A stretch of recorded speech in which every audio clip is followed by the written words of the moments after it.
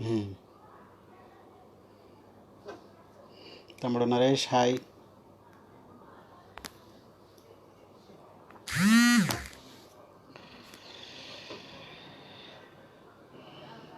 Hi తమ్ముడు. ఇవాళ praise lord తమ్ముడు. కాల్వినిజం మీద మాట్లాడదామని ఈరోజు లైవ్కి వచ్చాను. జస్ట్ కొంతమంది బ్రదర్స్ యాడ్ కాగానే విల్ స్టార్ట్. చూసా తమ్ముడు, కాల్వినిజం మీద ఏమైనా టాపిక్ ఏంటి యాక్చువల్గా అది ఇదని. ఓకే, ఇంకొంతమంది బ్రదర్స్ యాడ్ అవుతారు. ఓకే,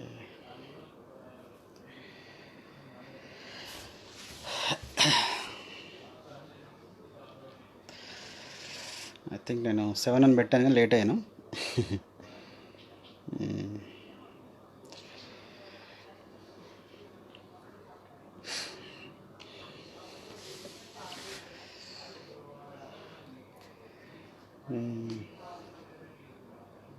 ఓకే, నేను రాసిన ఆర్టికల్ చూసాను. రైట్, అది ఏం లేదు తమ్ముడు, దానిలో ఇన్ఫర్మేషన్ ఇచ్చాను అంతే. అది అంటే కాల్వినిజం అంటే ఏంటనేది, జస్ట్ వాళ్ళు నమ్మే బిలీఫ్ ఏంటనేది ఇన్ఫర్మేషన్ ఇచ్చాను అంతే. సో యాక్చువల్ ఇంకా చాలా ఉన్నాయి విషయాలు. అయితే ఏంటంటే మనము సంఘం కొరకు అది సంఘంలో మాట్లాడాల్సినంత అవసరత కాదు, కానీ మరి కొంతమంది ఆర్టికల్ రాసేసి వదులుతున్నారు జనాల్లోకి. అందుకనే మనం ఇది స్టార్ట్ చేయాల్సి వచ్చింది. ఎనీహౌ ఒక క్లారిటీ ఇవ్వాలని ఉద్దేశం. వాయిస్ వస్తుందిగా బాగానే. I think I in public mode. Okay తమ్ముడు, వాయిస్ వస్తుందా? వాయిస్ వస్తున్నారా చెప్పు. దెన్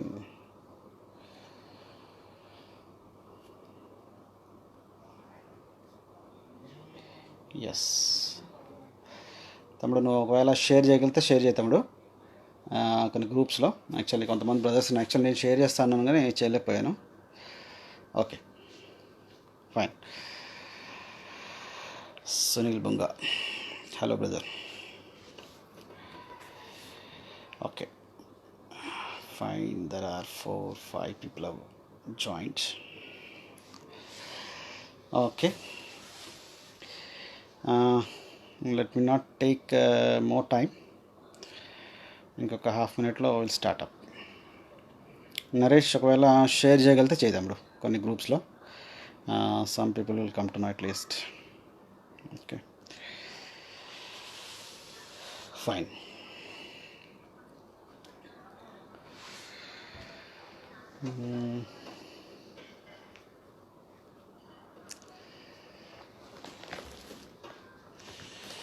ఈరోజు బైబిల్ వర్సెస్ కాస్త దర్ ఆర్ మచ్ మోర్ ఉన్నాయి కొన్ని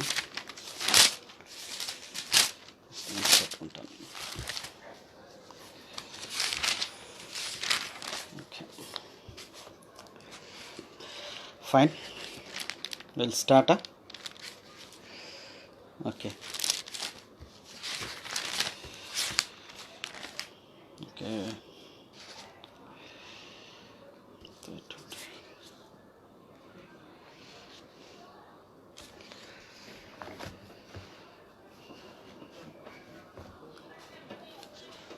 ఓకే ఫైన్.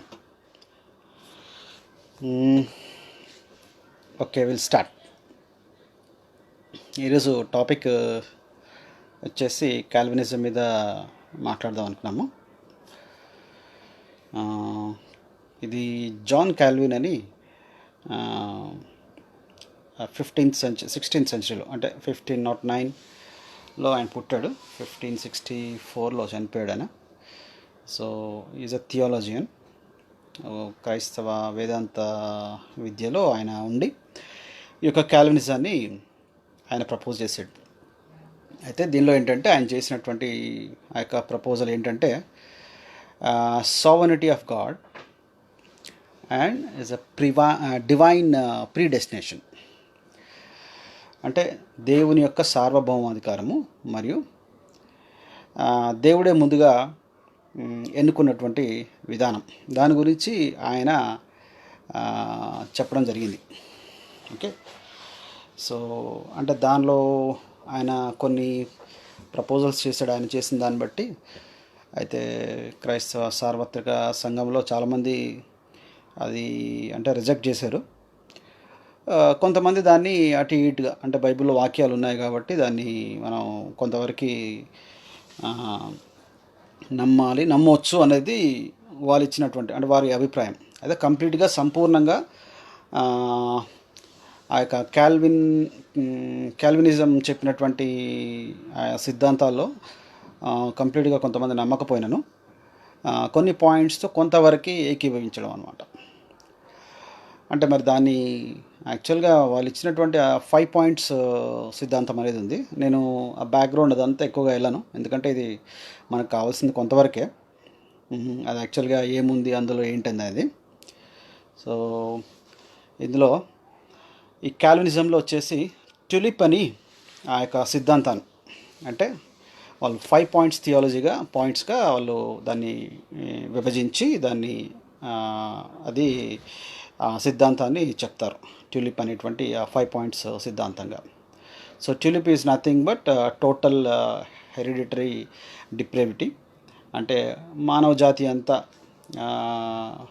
పడిపోయినటువంటి అంటే పాపంలో పడిపోయిందని చెప్పేసి పడిపోయినటువంటి స్థితి అనేది ఆ టోటల్ డిప్రేవిటీ అని అంటారు. తర్వాత unconditional election. So unconditional election is nothing but షరతులు లేనటువంటి ఎన్నిక, అంటే దేవుడు ముందుగానే ఎన్నుకున్నాడు, అంటే ఎలాంటి షరతులు కానీ ఏం లేదు, ఆయన ఓన్ లిస్ట్ ఆయనకంటూ ఉంది అని చెప్పేసి అని వాళ్ళు చెప్పేటువంటి దానిలో ట్యూలిప్లో సెకండ్ యొక్క సిద్ధాంతం వాళ్ళ పాయింట్ అనమాట. తర్వాత థర్డ్ వచ్చేసి TUL కదా, ఎల్ వచ్చేసి లిమిటెడ్ అటోన్మెంట్ అంటారు. అంటే పరిమితమైనటువంటి ప్రాయశ్చిత్తం, అంటే కొందరి కోసమే, యేసుక్రీస్తు యొక్క రక్తము అందరి కోసం కాదు కొందరి కోసమే అని చెప్పేటువంటి సిద్ధాంతం అది. అందులో వాళ్ళు లిమిటెడ్ అటోన్మెంట్ అనేటువంటి ఆ యొక్క పదాన్ని వాళ్ళు వాడారు. తర్వాత ఇర్రెసిస్టిబుల్ గ్రేస్, అంటే ఎదురులేనటువంటి అంటే తిరుగులేనటువంటి కృప, అంటే దానిలో ఎన్నుకోబడినటువంటి వాళ్ళకి ఫుల్గా కృప ఇవ్వబడ్డది, గ్రేస్ అనేది ఇవ్వబడ్డది. కాబట్టి వాళ్ళకి అంటే ఇంకా వాళ్ళు ఒకవేళ పాపంలో జీవించినా వాళ్ళకి కృప ఇవ్వబడ్డది కాబట్టి వాళ్ళు ప్రభు ఇంకా అంటే బై డిఫాల్ట్గా వాళ్ళకి ఇంకా ఆ యొక్క కృప ఇవ్వబడ్డది అనేటువంటిది చెప్పేటువంటిది ఇర్రెసిస్టిబుల్ గ్రేస్ అని అంటారు. తర్వాత లాస్ట్ 5th పాయింట్ వచ్చేసి పర్సీవరెన్స్ ఆఫ్ ది సెయింట్స్, అంటే ఎన్నుకోబడిన వారికి నిశ్చయత, అంటే ఎవరైతే దేవుడు ఎన్నుకున్నాడో వాళ్ళు ఎట్లా జీవించినానో వాళ్ళు పరలోకానికి వెళ్ళిపోతారు, వాళ్ళని రక్షిస్తాడు దేవుడు, వాళ్ళు ఎలా జీవించినానో పరలోకానికి వెళ్ళిపోతాడు అని చెప్పేటువంటిది అది. సో ఈ యొక్క 5 పాయింట్ సిద్ధాంతంతో వీళ్ళు ట్యూలిప్ అనేటువంటి అంటే ఈ క్యాల్వినిజంలో ట్యూలిప్ అనేటువంటి సిద్ధాంతంతో వస్తారు. సో ఇందులో 5 పాయింట్లు అందరూ అంగీకరించకపోవచ్చు, కొందరు 1 పాయింట్ అంటారు, కొందరు 2 పాయింట్స్ అంటారు, కొందరు 3 పాయింట్స్ అంటారు. సో ఒక్కొక్కరి ఒక్కొక్క ఒపీనియన్స్ ఉన్నాయి.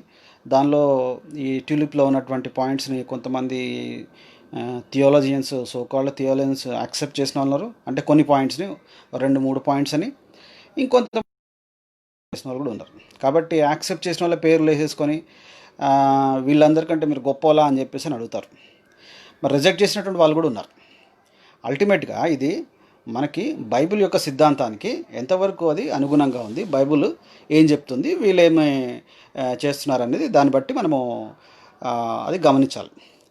అంతేగాని కన్వీనియంట్గా థియాలజీని అంటే దేవుని యొక్క మరి రక్షణ సువార్తని మనకి మార్చుకొని చెప్పకూడదని పౌలు కూడా హెచ్చరిస్తున్నట్టుగా మనం చూస్తాం. ఇప్పుడు వాక్యాల్లో చూస్తాం కొన్ని, ఆల్రెడీ నేను అక్కడ బ్రీఫ్ డిస్క్రిప్షన్లో వేసాను నేను, అది కూడా మీరు చూడొచ్చు. అది నేను మళ్ళీ కొంత అప్డేట్ కూడా చేస్తాను, కొంత ఇన్ఫర్మేషను జస్ట్ ఫర్ ఇనీషియల్గా ఏంటంటే కొన్ని పాయింట్స్, కొన్ని బైబిలికల్ కొటేషన్స్, రెఫరెన్సెస్ ఉండాలని అవి అక్కడ ఇచ్చాను నేను. అయితే మొదటగా సృష్టి దేవుడు చేసినప్పుడు ఏంటంటే దేవుడు యేసుక్రీస్తు యందు ఈ యొక్క సృష్టిని చేసుకున్నట్టుగా మనం చూస్తున్నాం. సో మనం కంప్లీట్గా ఫ్రమ్ ఆ సృష్టి మొదటి నుంచి మనము మొదలు పెడితే ఇంకా it takes lot of time. ఎందుకంటే మనకి ఈ ఎక్సోడస్లో, ఆదికాండంలో ఇంకా ఏమేమి ఉన్నాయి అవన్నీ మనం చూసుకుంటూ వస్తే ఇది చాలా టైం పడుతుంది. అండ్ మోర్ ఓవర్ ఇది అంతగా అక్రాస్ ద ఈ యొక్క మీడియా, అంటే ఇక్కడ మనము డిస్కస్ చేసేటువంటి అంత అవసరత లేనటువంటి టాపికే. కానీ కొంతమంది అది మీడియాలో, సోషల్ మీడియాలో వస్తున్నారు కాబట్టి అది కొంత అవగాహన ఉండాలనేటువంటి ఉద్దేశంతోనే దీన్ని మనం ఇక్కడ డిస్కస్ చేస్తున్నాము. అది కూడా ఇవ్వడానికి జస్ట్ ఇన్ఫర్మేషన్ కోసం. సో ఓవరాల్గా కాల్వినిజం నమ్మేది ఏంటనంటే దేవుడు ముందుగానే కొంతమందిని రక్షణ కొరకు ఏర్పాటు చేసుకున్నాడు. మరి మిగతా వారిని కాదు. దేనికోసం మిగతా వారిని చేశాడు? మిగతా వాళ్ళని నరకం కోసం సిద్ధపరిచాడు. అలాంటి వాక్యం ఎక్కడైనా కానీ బైబిల్లో కానీ యేసుక్రీస్తు చెప్పినట్టు కానీ పాత నిబంధనలు కానీ ఎక్కడైనా మనం చూడగలుగుతామా? అసలు యాక్చువల్గా నరకం చేయబడిందే సాతాను వాడి దేవదూతల కోసం అన్నాడు దేవుడు, యేసుక్రీస్తు అన్నారు. సో మరి నరకం సాతాను వాడి దేవదూతల వాడి దూతల కోసం చేస్తే వాడిని మీరు వెంబడిస్తే వాడితో పాటు వెళ్తారన్నాడు. సో కాబట్టి నరకము మనిషి కోసం చేయబడ్డది. ఎందుకంటే మనిషి దేవుని యొక్క స్వరూపంలో చేయబడ్డాడు, దేవుని యొక్క పోలికలో చేయబడ్డాడు. సో దేవుడు ఎలాంటి క్రియేటివిటీగా ఉన్నాడో మనిషికి కూడా అలాంటి క్రియేటివిటీనే ఇచ్చాడు. కాబట్టి మనం కొన్ని వాక్యాలు చూసుకుంటూ తర్వాత ఈ ట్యూలిప్లో ఉన్నటువంటి జస్ట్ ఒక 2-3 పాయింట్స్ నేను టచ్ చేస్తాను. అవి చాలా అసలు యాక్చువల్గా ఎక్కువగా మనం డీప్గా వెళ్ళినా కానీ అది అంత అవసరం లేదు. ఒకవేళ ఇన్ కేసు ఎవరైనా ఈ యొక్క ట్యూలిప్ కానీ కాల్వినిజం కానీ నమ్మే వాళ్ళు ఎవరైనా కానీ దే కెన్ కమాండ్ క్వశ్చన్. యాక్చువల్గా అక్కడ మనం మాట్లాడచ్చు. In case we are planning to create a group if at all required, so that అక్కడ మనం డిస్కస్ చేయొచ్చు. In case if you are 2 points 3 points 5 points, లేదంటే ఇక్కడైనా మీరు మాట్లాడుతున్నా కానీ it's okay, fine. Okay, so కొలస్సీ పత్రిక 1వ అధ్యాయము 16వ వచనం ఒకసారి చూద్దాం. కొలస్సీ పత్రిక 1వ అధ్యాయము 16వ వచనంలో ఒకసారి చూస్తే అక్కడ ఏముందంటే, ఏలైనగా ఆకాశమందున్నవయు భూమి మీద యందున్నవి దృశ్యమైనవి కానీ అదృశ్యమైనవి కానీ అవి సింహాసనములైనను ప్రభుత్వములైనను ప్రధానులైనను అధికారములైనను సర్వమును ఆయన యందు సృజింపబడును, సర్వమును ఆయన ద్వారాను ఆయనను బట్టి సృజింపబడను. ఇక్కడ ఏమని ఉందంటే క్రీస్తు యందు సర్వం అంట, మొత్తం ఆకాశములు, భూమి, అదృశ్యమైనవి, దృశ్యమైనవి సమస్తమును ఆయన యందు ఇవి సృష్టింపబడినవి, ఆయన ద్వారా సృష్టింపబడ్డాయి. సో కాబట్టి అంటే క్రీస్తు యొక్క సర్వ సృష్టికి ఆయన అధికారం గలవాడై ఉన్నాడు. క్రీస్తు సర్వ సృష్టికి ఆయనే ఆది సంబుద్ధుడిగా ఉన్నాడు. ఆయన సమస్తం ఆయనే ఉన్నాడు, ఆయన యందు ఉన్నది అది. కాబట్టి he's the whole and sole owner of this whole creation. So మానవ జాతికి అంతటికీ ఆయనే సమస్త మూలము, ఆధారం అని చెప్పేసి ఇక్కడ మనకు వాక్యము కొలస్సీ పత్రికలో అపోస్తలుడైన పౌలు క్లియర్గా ఆయన చెప్తా ఉన్నారు. కాబట్టి అక్కడ ఇంకా 17వ వచనంలో నువ్వు చూస్తే, ఆయన అన్నిటికంటే ముందుగా ఉన్నవాడు, ఆయనే సమస్తమునకు ఆధారభూతుడు, సంఘము అను శరీరమునకు ఆయనే శిరస్సు, ఆయన అన్నిటిలో ప్రాముఖ్యం కలుగు నిమిత్తము ఆయన ఆది అయ్యుండి మృతుల నుండి లేచుటలో ఆది సంబూతులను, ఆయన యందు సర్వసంపూర్ణత నివసింపవలనని ఆయన శిల్వ రక్తం చేత సంధి చేసి ఆయన ద్వారా సమస్తమును, అవి భూలోకమందువన్నైనను పరలోకమందు ఉన్నవైనను వాటన్నిటిని ఆయన ద్వారా తనతో సమాధానపరుచుకునవలనని తండ్రి అభీష్టమాయెను. క్రీస్తు యేసు రక్తం అందంట ఈ సమస్త భూలోకం, కొంతమంది కాదు.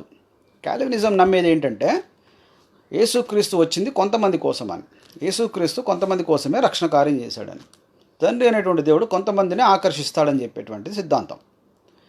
ఇక్కడ మరి పౌలు గారు ఏం చెప్తున్నారంటే క్రీస్తునందు సమస్తము సృష్టి చేయబడ్డదని, క్రీస్తు ద్వారానే ఇది చేయబడిందని, మళ్ళీ క్రీస్తు ఈ లోకానికి వచ్చి రక్తం కార్చిందంట ఈ సమస్త లోకాని కోసం అని చెప్పేసి అని ఇక్కడ స్పష్టంగా పౌలు గారు మనకు చెప్తా ఉన్నారు.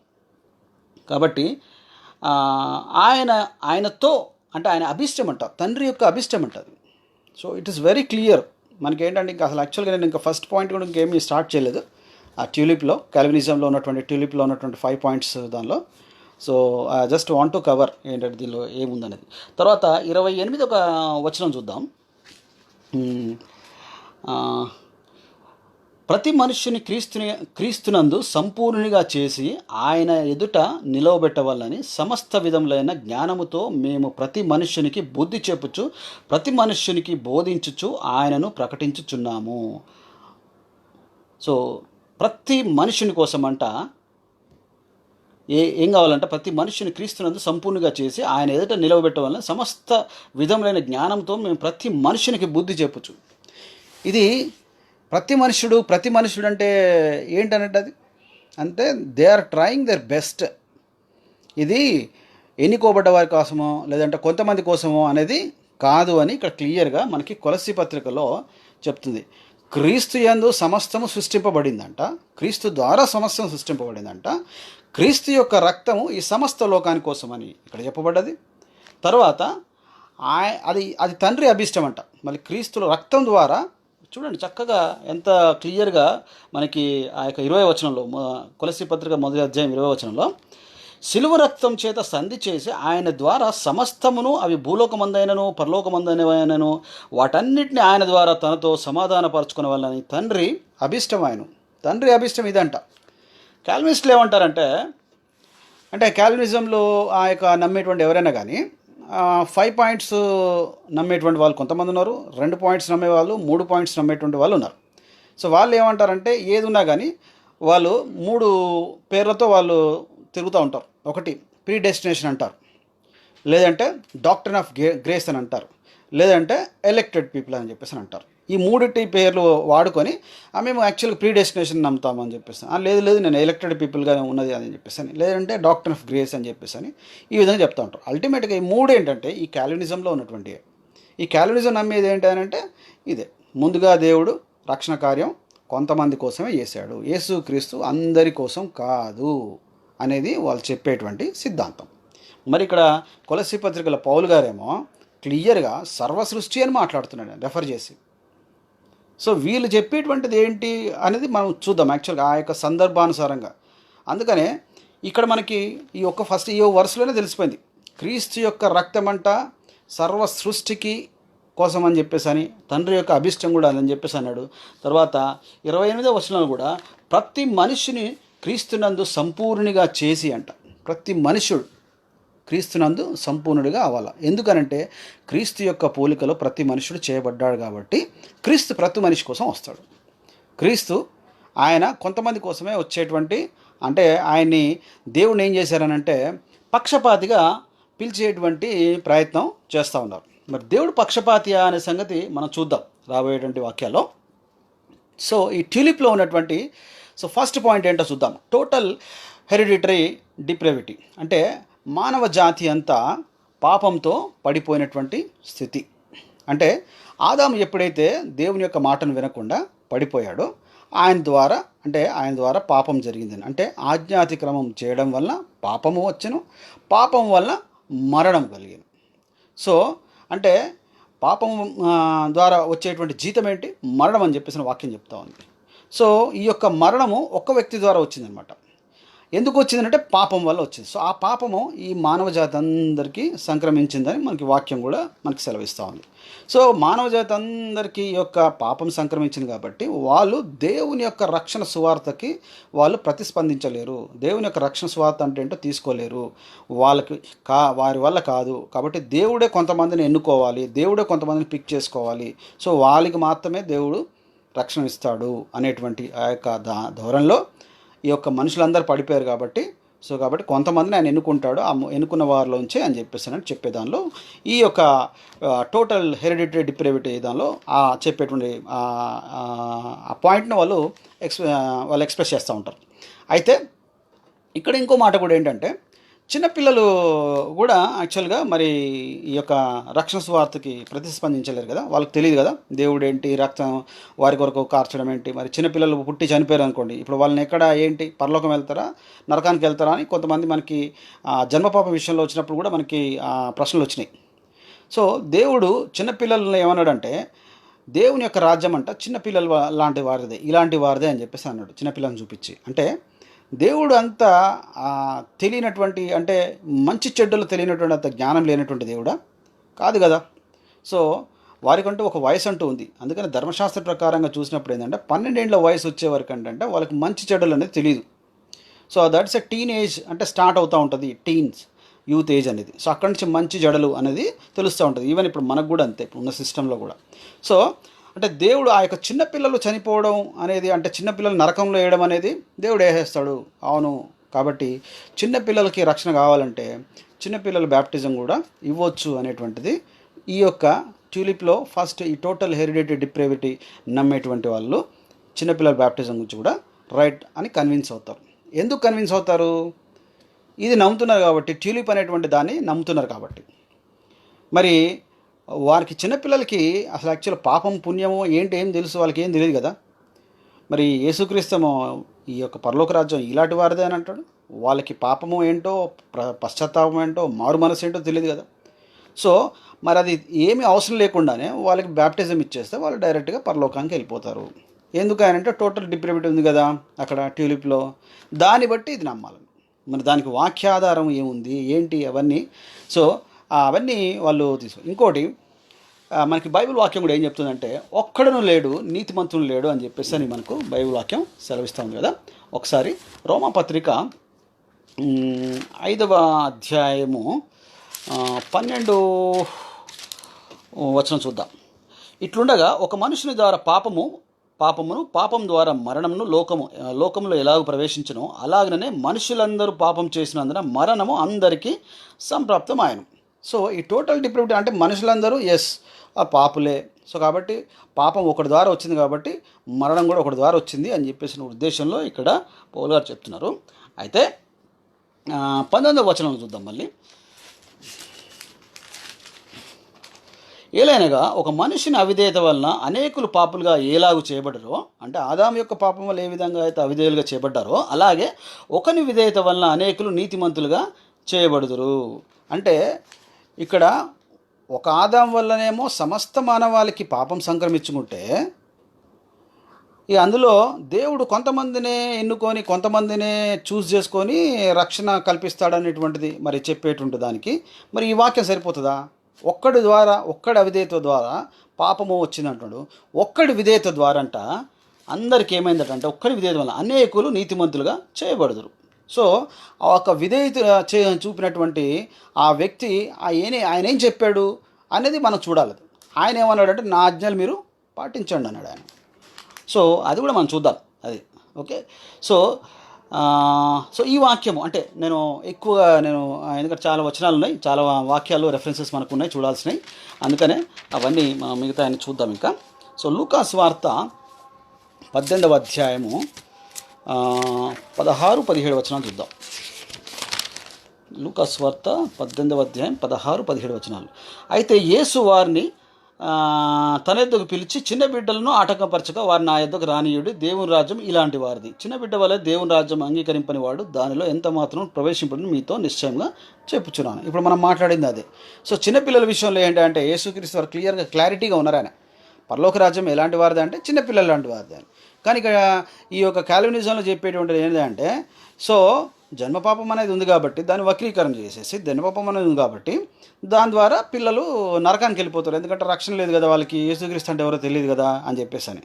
సో ఒక క్రైస్తవుడి ఇంట్లో పుట్టినా, ఒక క్రైస్తవేతరుడి ఇంట్లో పుట్టినా కానీ ఆ పిల్లలు మొత్తానికైతే వాళ్ళు నరకానికి వెళ్తారు. కాబట్టి అలాంటి వారికి ఏంటంటే ఏమి ఇవ్వాలా? బ్యాప్టిజం ఇవ్వాలి అనేది వారు చెప్పేటువంటి మాట. కానీ దేవుడు పక్షపాతిగాడు. దేవుడు అంత ఆలోచించినటువంటి వాడు.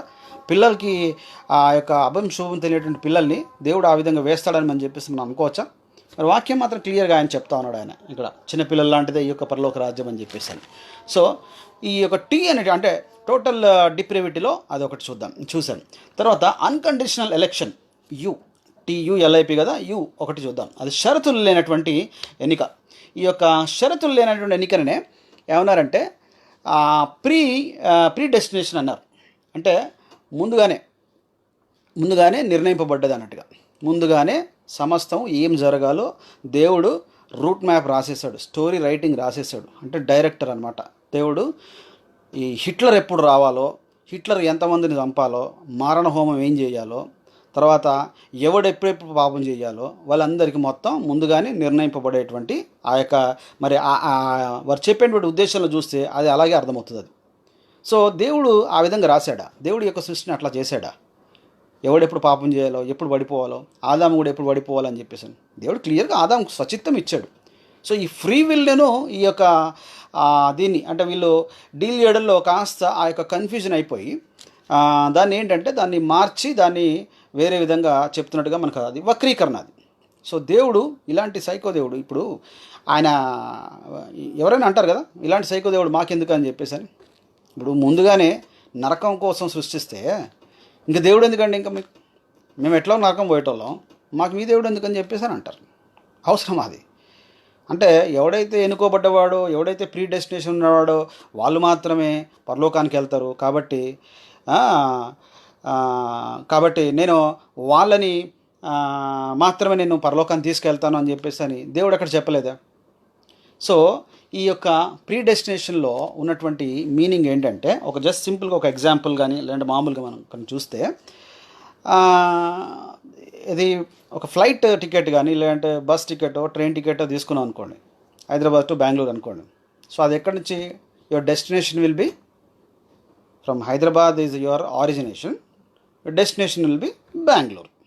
సో అంటే ఇట్స్ ఎ ప్రీ డెస్టినేషన్, అంటే ప్రీ డెస్టైన్డ్ అంటే ఆ యొక్క లొకేషన్ చెప్తుంది అది ఎక్కడికి వెళ్ళాలి అనేది. అంతేగాని ఎవరు వెళ్ళాలి అనేది చెప్పట్లేదు అక్కడ. ప్రీ డెస్టినేషన్ అనేది ఆ యొక్క స్థలము మనకు పరలోకం. అందుకని మనము ఈ లోకంలో మనము యాత్రికులము, మనం పరలోక రాజ్యానికి మనం వెళ్ళాలి, మన యొక్క డెస్టినేషన్ అది, అల్టిమేట్ డెస్టినీ పాయింట్ అది అని చెప్పేసి అని మనకి సువార్త గ్రంథాల్లో మనకి ఈ యొక్క పత్రిక గ్రంథాలు చూసినట్లయితే మనకు అర్థమవుతూ ఉంటుంది ఫిలిప్పీ పత్రికలో.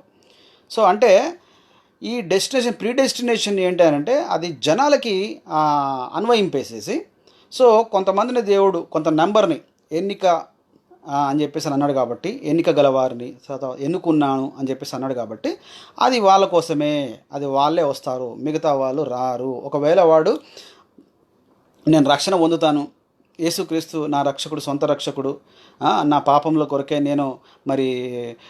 నేను పశ్చాత్తాపడి ఇదిగో నేను బాప్తిసం పొంది నా యొక్క దేవుడు నా రక్షకుడు ఇదిగో అని చెప్పేసి అని ఒకవేళ వాడు చెప్పినా ఈ యొక్క ఎలక్షన్ లిస్ట్లో ఉన్నాడు కాబట్టి వాడు రక్షణ పొందడానికి వీల్లేదు.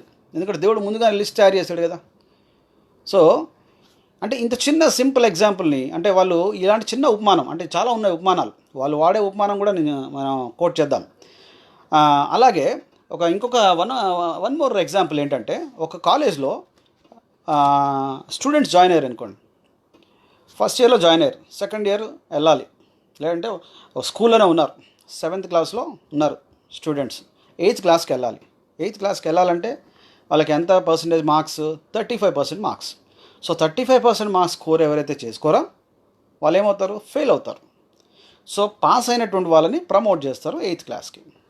అంటే ఇక్కడ స్కూల్ మేనేజ్మెంట్ ముందుగానే ఎవరెవరు పాస్ అవుతారో అని చెప్పేసి అని డిసైడ్ చేస్తుందా?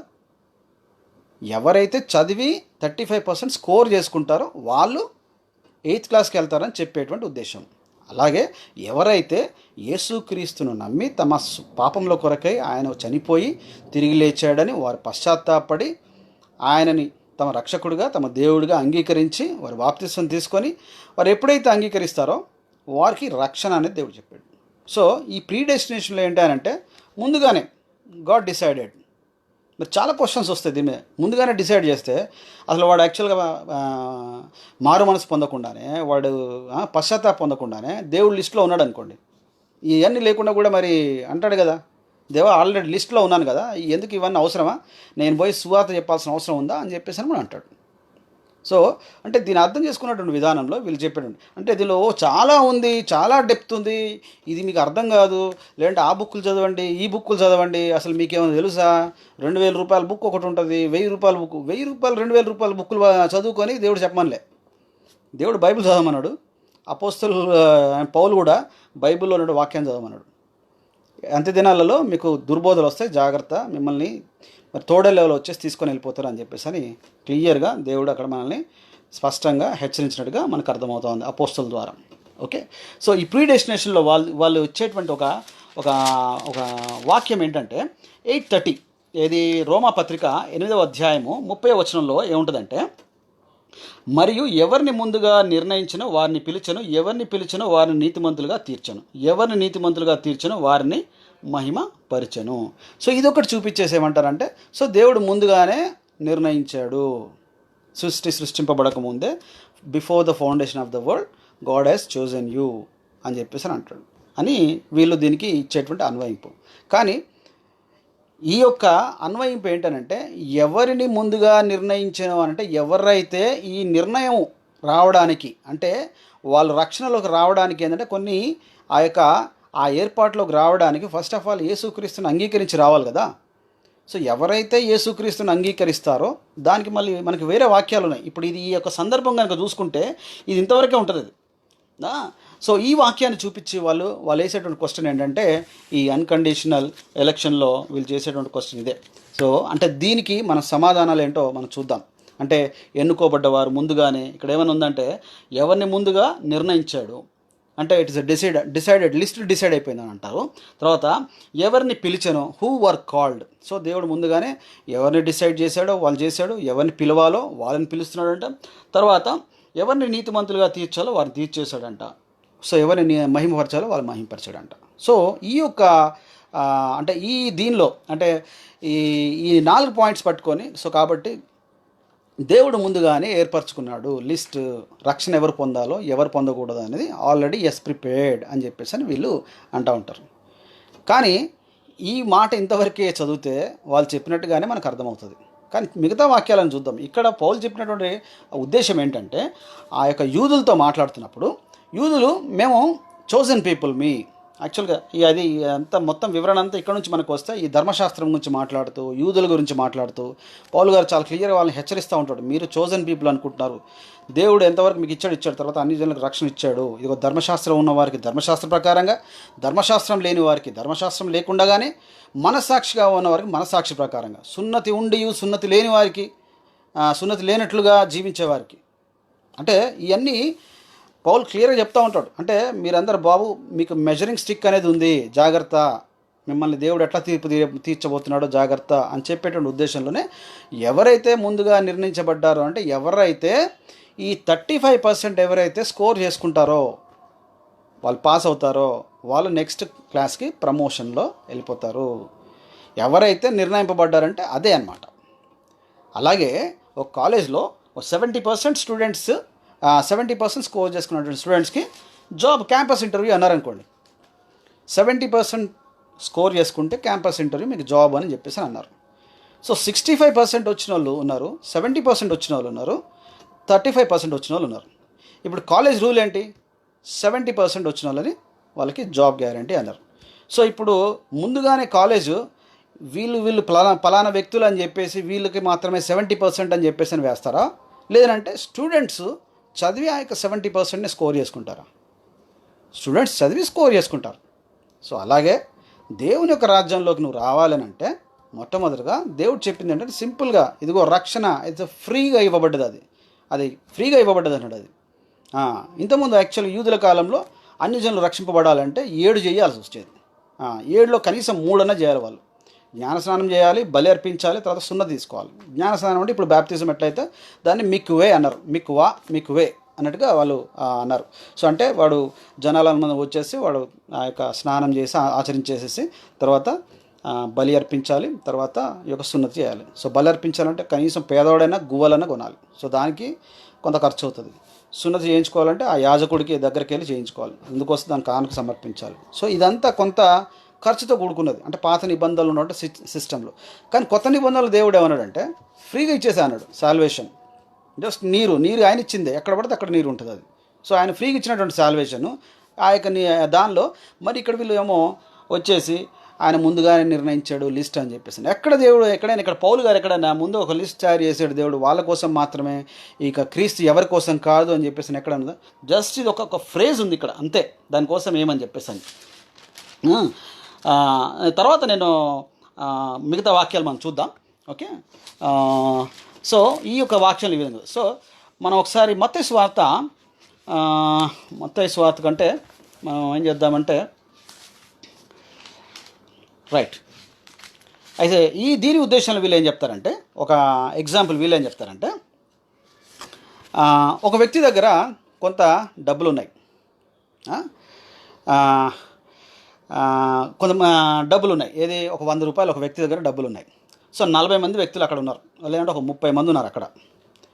సో ఈ 100 రూపాయలు ఉన్నటువంటి వ్యక్తి ఆ 30 మందిలో 30 మందికి ఇవ్వదలుచుకోలేదు. ఓన్లీ ఒక 5కే ఇవ్వాలనుకున్నాడు, లేదంటే ఒక 10 మందికే ఇవ్వాలనుకున్నాడు. 10 మందికి ఇవ్వాలనుకుంటే ఎంత, 10 రూపాయలు. మిగతా 20 మంది ఆయన ఇవ్వలేదు, అది ఆయన ఇష్టం. సో ఇవ్వబడినటువంటి మిగతా 20 మంది, నువ్వు మాకెందుకు ఇవ్వలేదు, మాకు ఇవ్వచ్చు కదా, నువ్వు ఇవ్వవా అని చెప్పేసి అని వాళ్ళు అడగడానికి హక్కు లేదు, వాళ్ళు అడగకూడదు. ఎందుకనంటే ఇది ఈయన ఇష్టం, ఇచ్చేవాడు ఈయన కాబట్టి ఈయన ఇష్టం అని చెప్పేసి అని అంటావు. అవును, మానవ తలంపులు ఆలోచిస్తే అంతే ఉంటుంది. మనిషి కాబట్టి మనిషికి ఉన్నది 100 రూపాయల లిమిటెడ్ సోర్సే ఉంది. కానీ దేవుడు సర్వసృష్టిని తయారు చేశాడు. సర్వాధికారి అనేటువంటి దేవుడు, సార్వభౌమాధికారం కలిగినటువంటి దేవుడు సర్వసృష్టికి ఆయన రక్షణ కార్యం చేయలేడా? అదే అడుగుతారు కదా మనుషులు. రేపొద్దున నువ్వు నరకం కోసం నన్ను తయారు చేస్తే అసలు నన్ను ఎందుకు తయారు చేసావు?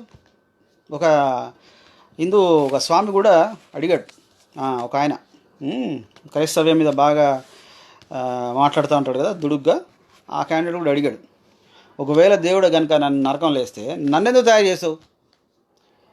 అందుకని దేవుడు ఏమన్నాడంటే రక్షణ స్వార్థం పంపించాడు. అందుకనే మన ద్వారా పంపిస్తున్నాడు. ఇదిగో మీరు రక్షణ పొందండి, ఇది ఫ్రీ, ఇది ఒక మతం కాదు, ఇది ఏం కాదు, ఇది మీ పాపములు క్షమింపబడాలి అని అంటే యేసుక్రీస్తు దగ్గరికి రండి. మళ్ళీ మీరు నెక్స్ట్ వాళ్ళు నమ్మేది ఏంటిది, అది నెక్స్ట్ జన్మలో ఇంకొక అవతారం ఎత్తుతాం, ఏదో జంతువు అవతారాలకు వెళ్ళిపోతాం అని చెప్పేసి అంటారు. కానీ దేవుడు అలాంటి మీకు అవతారం కాదు, నేను మంచి జీవితాన్ని మీకు ఇస్తానని చెప్పేసి అని ఆయన మనకి ప్రామిస్ చేసినట్టుగా ఉంది. సో అంటే వీళ్ళు ఇచ్చేటువంటి ఉపమానం ఎగ్జాంపుల్ ఏంటంటే, ఒక మనిషి ఒక 100 రూపాయలు ఉన్నాయి, సో 10 మందికి ఇస్తాడు, మిగతా 20 మందికి ఇవ్వడు. అది ఆయన ఇష్టం, ఆ వ్యక్తి అడగడానికి వీల్లేదు. అట్లాగే దేవుడు కూడా రక్షణ కొంతమందికే ఇస్తాడు, అందరికి ఇవ్వడు. దేవుడు ఇష్టం, అది నువ్వెవరు అడగడానికి, అది ఆయన విల్లేది అని చెప్పేసి అని చెప్తూ ఉంటారు. నిజమే, అలాగా అదే కనుక నిజమైతే మరి ఒక తండ్రికి 5 కుమారులు ఉన్నారు, 5 పిల్లలు ఉన్నారు అనుకోండి. 5 పిల్లలు ఉంటే ఆయన 3 గిఫ్ట్స్ తీసుకొచ్చి ముగ్గురికి ఇచ్చేసి మిగతా 2 అరే మీ 2 లేదు వెళ్ళిపోండి, మీ 3 మాత్రం ఇచ్చాను అని చెప్పేసి అని ఏ తండ్రి అయినా కానీ ఇస్తాడా అలాగా గిఫ్ట్స్? చాక్లెట్స్ అనుకోండి, గిఫ్ట్స్ కూడా కాదు, చాక్లెట్సే అనుకోండి. ఏ తండ్రి అయినా కానీ అట్లా ఆలోచించి ఇస్తాడా? ఒకవేళ వాడు అలా ఇచ్చేవాడైతే మనం ఏమంటాం? వాడిని సైకో తండ్రి అంటాం, అవునా? ఎందుకనంటే మిగతా 2 పిల్లలు ఏం పాపం చేశారో వాళ్ళు కూడా నీ పిల్లలే కదా అని చెప్పేసాను. అంటే ఇప్పుడు దేవుడిని ఆ స్టేటస్లో ఆ లెవెల్లో పెడుతున్నారు. దేవుడు ఇష్టమండి, ఎంతమందికి రక్షణ ఇవ్వాలో అంతమందికి ఇస్తాడు, ఆయన ఇష్టం. మీరెందుకు అదవుతారు? ఆ ఇచ్చేవాడు ఆయన చేసింది యాక్చువల్గా సృష్టిని అని. కానీ దేవుడు అట్లా ఎక్కడ చెప్పలేదే, నేను కొంతమందికే ఇస్తాను, నేను ఇంతమందికే ఇవ్వాలని ఉందని చెప్పేసి అని ఎక్కడ చెప్పలేదే. సో 20వ అధ్యాయము 1 నుంచి 6వ వచనం చూద్దాం. మత్తయి సువార్త 20వ అధ్యాయము ఒకసారి చూద్దాం. అంటే ఈ యొక్క దీన్నే నేను ఇంకొక 2 పాయింట్స్ అవి కవర్ చేసేసి just close down. Okay, so 21 నుంచి 16 వచనం. సో ఇదంతా ఏంటి అని అంటే, మనం మాట్లాడేది అంతా ఏంటి అంటే దేవుని యొక్క రాజ్యంలో ఎవరు ఎంటర్ అవుతారు అనేది. ఈ క్యాల్వినిజంలో ఉన్నటువంటి ఈ 5 పాయింట్స్, ఈ థియాలజీ పాయింట్స్ ఉన్నాయి కదా వాళ్ళ సిద్ధాంతంలో. సో ఎవరు ఎంటర్ అవుతారు? సో కింగ్డమ్ ఆఫ్ గాడ్ అది. సో ఇక్కడ యేసుక్రీస్తు వారు కింగ్డమ్ ఆఫ్ గాడ్ గురించి, పరలోక రాజ్యం గురించి చాలా ఉపమానాలు ఇచ్చాడు. అవన్నీ చదవకుండా మ్యాన్మేడ్ ఉపమానాలు చదువుతూ ఉంటారు వీళ్ళ సొంత ఉపమానాలు ఇస్తారు. యేసుక్రీస్తుకి రివర్స్లో ఇది, యేసుక్రీస్తు నువ్వు ఇది చెప్పినావు కానీ అది కాదు, మేము కౌంటర్ ఉపమానం ఇస్తున్నాం చూడండి, చదువుకోండి అని చెప్పేసాను. అది చదవాలా? వీళ్ళు మ్యాన్మేడ్ చేసినటువంటి ప్రిన్సిపల్ చదవాలా? వీళ్ళ కన్వీనియంట్ థియాలజీ చదవాలా? లేదనంటే యేసుక్రీస్తు వారు చెప్పినటువంటి ఉపమానాలు అర్థం చేసుకొని మనం దాన్ని అన్వయించుకోవాలా? ఒకసారి మనము మత్తయి సువార్త 20వ అధ్యాయము 1వ వచనం చూద్దాం. ఎలాగనగా పరలోక రాజ్యం ఒక ఇంటి యజమాని పోలి ఉన్నది. అతడు తన ద్రాక్షల తోటలో పనివారికి కూలి పెట్టుకున్నట్టుకు ప్రొద్దున బయలుదేరి దినమున 1 దేనారం చొప్పున పనివారిలో ఒడబడి ద్రాక్ష తోటలోనికి వారిని పంపాను. తర్వాత అతడు దాదాపు 9 గంటలకు వెళ్ళి సంత వీధిలో ఊరక నిలిచిన మరికొందరిని చూచి, మీరును ద్రాక్ష తోటలోనికి వెళ్ళుడి, ఏమి న్యాయమో అది మీకిత్తునని వారితో చెప్పగా వారిని వెళ్ళిరి. దాదాపు 12 గంటలకును 3 గంటలకును అతడు మరలా వెళ్ళి అలాగే చేశాను. తిరిగి దాదాపు 5 గంటలకు వెళ్ళి మరికొందరు నిలిచి ఉండగా చూచి, ఇక్కడ దినమంతా మీరెందుకు ఊరకనే నిలిచి ఉన్నారు వారిని అడగగా, వారు ఎవడనూ మమ్మల్ని కూలికి పెట్టుకొని లేదన్నారు. అందుకు అతడు, మీరు నా ద్రాక్ష తోటలను వెళ్ళడను. సాయంకాలమైనప్పుడు ఆ ద్రాక్ష తోట యజమానుడు తన గృహ నిర్వాహకుని చూచి పనివారిని పిలిచి, చివర వచ్చిన వారు మొదలుకొని మొదట వచ్చిన వారి వరకు వారికి కూలి ఇమ్మని చెప్పాను. దాదాపు 5 గంటలకు కూలి కుదిరిన వారు వచ్చి ఒక్కొక్క దేనారం చొప్పున తీసుకొని, మొదటి వారు వచ్చిన వారితో ఎక్కువ దొరుకును అనుకొని కానీ వారికి ఒక్క దేనారం చొప్పునే దొరికాను. వారిది తీసుకొని చివర వచ్చిన వారికి 1 గంట మాత్రమే పనిచేసినను, పగలంతయు కష్టపడి ఎండబాధ సహించిన మాతో వారిని సమానం చేసేదివే అని ఆ ఇంటి యజమాని మీద సనుగుకొనిరి. అందుకు అతడు వారిలో ఒకని చూచి, స్నేహితుడా, నేను నీకు అన్యాయం చేయలేదే. నీవు నా యొద్ద ఒక దేనారం గొడవడలేదా? నీ సొమ్ము నీవు తీసుకొని పొమ్ము. నీకు ఇచ్చినట్టే కడపట వానికి ఇచ్చుట వీరికి ఇచ్చుటకు నాకు ఇష్టమైనది. నాకు ఇష్టం వచ్చినట్టు నా సొంత సొమ్ముతో చేయటం న్యాయం కదా? నేను మంచివాడనైనందున నీకు కడుపు మంటగా ఉన్నదా అని చెప్పాను. ఈ ప్రకారమే కడపటి వారు మొదటివారు కడపటి వారగుదురు. సో ఇందులో యేసుక్రీస్తు వారు ఇచ్చినటువంటి ఉపమానం చాలా క్లియర్గా ఏంటంటే, పరలోక రాజ్యం ఎలా ఉందో ఆ యొక్క ఉపమానం చెప్తున్నారు. దీనిలో అంట ఒక ల్యాండ్లో ఉన్నాడు, ఒక ఆయన, ఆ యొక్క భూమి యజమాని ఉన్నాడు. ఆయన మొదటగా కొంతమంది తీసుకొచ్చాడంట, ఒక దేనారానికి మాట్లాడుకున్నాడంట. మళ్ళీ పొద్దున్న 9 గంటలకు వెళ్ళాడంట. మళ్ళీ కొంతమంది తీసుకొచ్చాడంట, అదే ఒకటే దినారానికి మాట్లాడు. మధ్యాహ్నం 12 గంటలకు వెళ్ళాడంట. మళ్ళీ 3 గంటలకు వెళ్ళాడంట. తర్వాత చివరికి 5 గంటలకు కూడా వెళ్ళాడంట. అంటే క్లోజింగ్ అవర్స్. ఇంకా 5 గంటలకు పోయి చూసుకోండి, లాస్ట్ 1 అవర్ అంటే 6 o'clock క్లోజ్ చేస్తున్నారు అన్నమాట ఇలా పని. సో 5 o'clock వెళ్ళి, ఎవరు లేరా మీరు రండి అని చెప్పేసి వాళ్ళని కూడా ఒక దేనారానికి మాట్లాడుకున్నాడు. సో వీళ్ళందరూ పని ముగించాక ఈ 5 గంటలకు వచ్చిన వాళ్ళకి ఒకటే కూలి ఇచ్చాడు, పొద్దున్న నుంచి సాయంత్రం దాకా చేసిన వాళ్ళకి ఒకటే కూలి ఇచ్చాడు. సో ఇక్కడ ఈ ఉపమానము, ఇప్పుడు వీళ్ళు చెప్పేటువంటి ఉపమానం, ఈ 100 రూపాయలు కనుక ఉంటే 10 మందికే ఇస్తాడు, మిగతా 20 మందికి ఇవ్వడు అనే దాన్ని మనం పోల్చగలమా? ఇక్కడ ఆయన ఇచ్చేది గిఫ్ట్. అది నీకు ఇచ్చేది ఏంటి? ఈ యొక్క ఉపమానంలో యేసుక్రీస్తు వారు ఏం చెప్పారంటే, అందరికీ ఛాన్స్ ఇచ్చాడు ఆయన. 5 o'clock కూడా వెళ్ళాడు, చివరి అవర్లో చివరి గంటలో కూడా వెళ్ళాడు. పాపం పని లేకుండా ఏమీ లేకుండా ఉన్నారు, వాళ్ళను కూడా తీసుకొచ్చాడు. వాళ్ళకు కూడా తీసుకొచ్చి వాళ్ళకు కూడా ఈక్వలెంట్గా ఇక్కడ వీళ్ళకి ఛాన్స్ ఇచ్చాడు. సేమ్ అదే పేమెంట్ ఇచ్చాడు ఆయన. అంటే యేసుక్రీస్తు ఎవరిని కూడా వదలకుండా అందరికీ రక్షణ కార్యం చేయాలనేటువంటి ఉద్దేశంతోనే ఆయన చెప్పేటువంటి ఉద్దేశం. అంటే పరలోక రాజ్యం ఏంటంటే, బాబు మొదటగా మేము మొదటి నుంచి ఉన్నాం కాబట్టి నమ్మకంగా ఉన్న వాడికి మాకు ఇదే గిఫ్టా, లాస్ట్లో వచ్చిన వాడికి ఇదే గిఫ్టా అని చెప్పేసి అంటే, అవును ఇది నా ఇష్టము, నువ్వు వచ్చావు కదా, నీకు మాట్లాడాను కదా, నీ మాట్లాడుకున్నావు, నీకు ఇచ్చేసాను నేను, వాళ్ళకి మాట్లాడింది వాళ్ళకి ఇస్తున్నా అన్నాడు యేసుక్రీస్తు. సో మరి వీళ్ళు చెప్పేటువంటి ఎగ్జాంపుల్ ఎంత తేడాగా ఉంది చూసారా? అంటే యేసుక్రీస్తు యొక్క ఆయన ఉపమానాలు కనుక చదివితే, పరలోక రాజ్యం యొక్క ఉపమానాలు కనుక చదివితే ఈ కాల్వినిజం అనేది ఎక్కడ నిలబడదు. కాల్వినిజంలో ట్యూలిప్ ఏదైనా 5 points ఏదైనా కానీ నిలబడదు. అది కొంతవరకు దాన్ని ఏది దేవుడు తన రక్షణ కార్యాన్ని చేసుకోవడానికి కొంతమందిని ఎన్నుకున్నాడు. కొంతమందిని ఎన్నుకున్నాడు, అది carry forward to carry out his work. Yes, chosen few people. అంతేగాని ఆయన చేసుకున్నాడు దాన్ని బట్టి మొత్తం లోకంలో ఉన్న వాళ్ళందరినీ ముందుగానే డిటర్మైన్డ్ లిస్ట్ చేసుకున్నాడు ఒకటి, ఆ లిస్టులోంచే తీసుకుంటాడు. సో కాబట్టి ఇప్పుడు రక్షణ లేనివాడికి రక్షణ లేనట్టే, వాడికి ఇంకా వాడు నరకంలోకి వెళ్ళిపోతాడు. రక్షణ పొందాలనుకున్నా కానీ అరే బాబు నీకు కాదు అని చెప్పేసి అని. అలాంటప్పుడు మనం రక్షణ సువార్త చెప్పాల్సిన అవసరమే ఉంది, మనం చెప్పాల్సిన అవసరమే లేదు. సో కాబట్టి ఏంటంటే ఈ ఉపమానము చాలా క్లియర్గా పరలోక రాజ్యం గురించి ఇక్కడ మనకి యేసుక్రీస్తు వారే. అందుకనే మనకి ఎలాంటి మళ్ళీ మిస్అండర్స్టాండింగ్ ఉండకూడదని ఆయన ఇచ్చినటువంటి ఉపమానం. ఈ ఉపమానం చాలా ఉన్నాయి. ఇది కరెక్ట్గా ఎగ్జాక్ట్లీ ఇది కాల్వినిజంకి నేను సూట్ అవుద్ది అనుకుంటున్నాను ఉపమానం. తర్వాత ఇంకొక మాట కూడా యేసుక్రీస్తు వారు చెప్తారు. ఈ భూలోకంలో ఉన్నటువంటి తండ్రిని మీరు చేపని అడిగితే పామునిస్తాడా? మీ భూలోకంలో ఉన్న తండ్రే మీకు అలా చేస్తే నేను అంటే చేపని అడిగితే పామునివ్వడు కదా. సో మరి పరలోకమందు మీకు మీ యొక్క తండ్రి అయినటువంటి వాడిని నేను ఇంకెంత అని చెప్పేసి అంటాడు యేసుక్రీస్తు. అంటే చూడండి, అంటే మనుషుల యొక్క నీతి, దేవుని యొక్క నీతి ఆయన కంపేర్ చేస్తూ, మనుషులే ఇట్లా పార్షియల్గా లేకుండా ఉంటే నేను ఇంకా అంతకంటే ఎంత ఎక్కువ ఉంటాను నేను అని చెప్పేసి దేవుడు చెప్తా ఉన్నాడు. కానీ కాల్వినిజంలో ఉన్నటువంటి సిద్ధాంత ప్రకారం ఏంటంటే, లేదు దేవుడు పార్షియలే, పక్షపాతే, దేవుడు కొంతమందినే లిస్ట్ తయారు చేశాడు, వాళ్ళ కొరకే వచ్చాడు, వాళ్ళనే మాత్రమే రక్షిస్తాడు. ఆ లిస్ట్ చూసుకుంటాడు, లిస్ట్ ప్రకారం ఎవడోడు రావాలా, ఎవడోడు వెళ్ళాలి. ఒకవేళ వాడు వచ్చినా కానీ పక్క లిస్టులో లేవు, పక్కకి వెళ్ళిపో. ఇది ఎట్లుంటుందా అంటే మనకి హైందవ సిద్ధాంతంలో చిత్రగుప్తుడు కనుక ఒక బుక్ పట్టుకొని తిరుగుతూ ఉంటాడు లిస్టు, ఎవడోడు ఎప్పుడు ఏంటి ఏందనేది, వాడు ఎప్పుడు ఏందనేది అట్లుంటుంది అది. సో వాళ్ళకి మనకు తేడా ఏం లేదు. నుదుటి రాత ముందుగానే దేవుడు నీ నుదుటి రాత రాసేసాడు అని అంటారు కదా.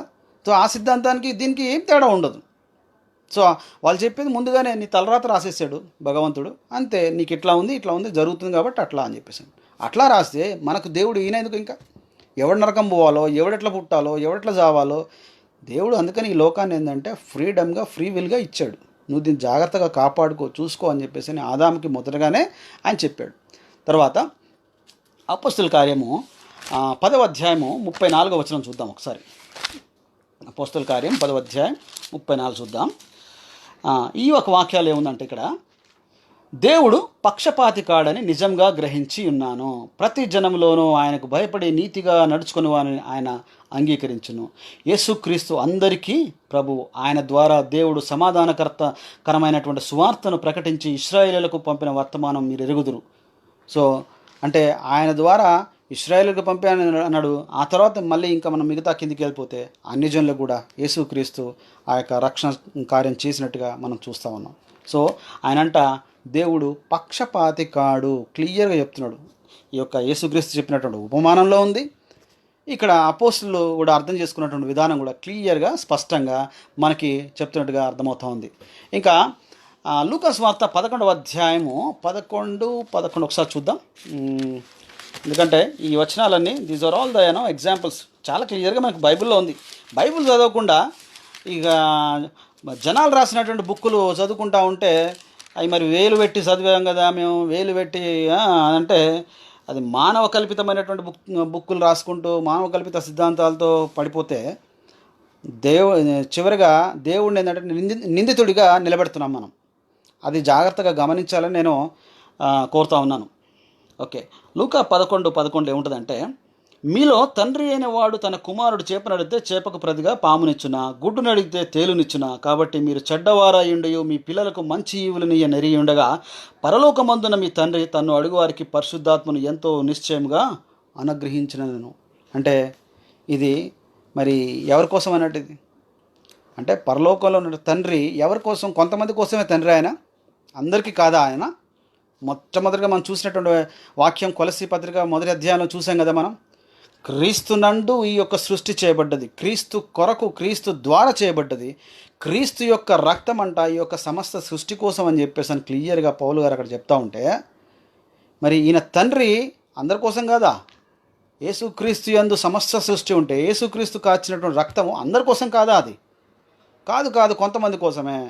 లిస్ట్ ఉంది దేవుడి దగ్గర, చిట్టా తీస్తాడు బయటికి, చిట్టా తీసి నీది మాత్రం రైట్, ఓకే, నువ్వు ఇట్రా అంటాడు.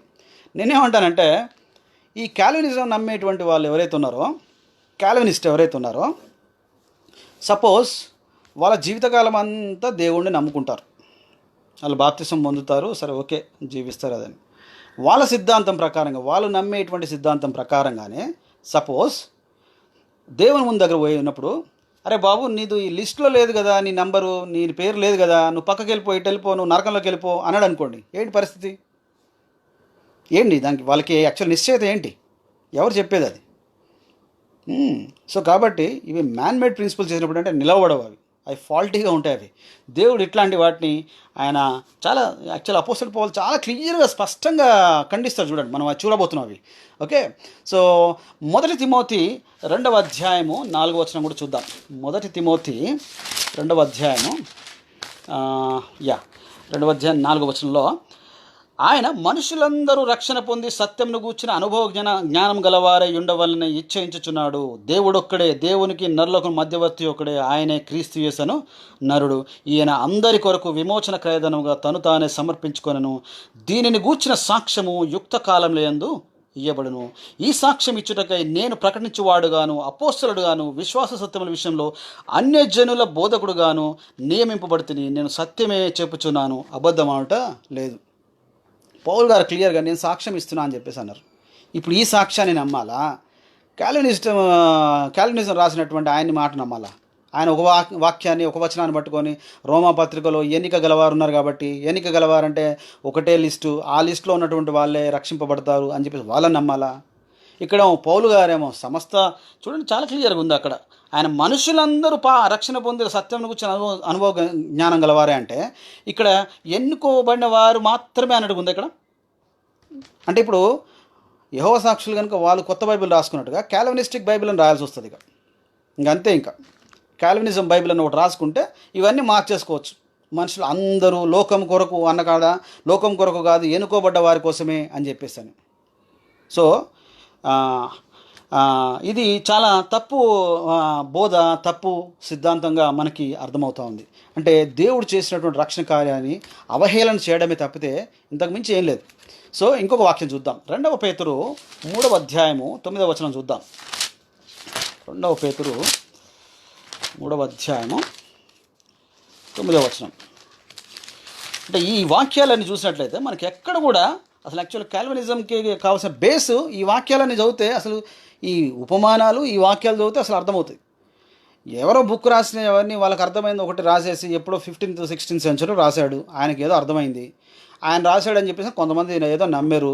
వాళ్ళు ఇది ఇంతవరకే మేము నమ్ముతాము, మొత్తం పూర్తి కాదని వాళ్ళు అన్నారు. సో ఆ యొక్క పదాలను పట్టుకొని అంతవరకే అనంట. మరి ఈ పదాలన్నింటిని ఏం చేయాలా? అందరి కోరిక ఆపాదించబడినటువంటి వాక్యాలన్నింటిని ఏం చేయాలా? తీసేద్దాం వాటిని, లేదంటే మార్చేయాలా?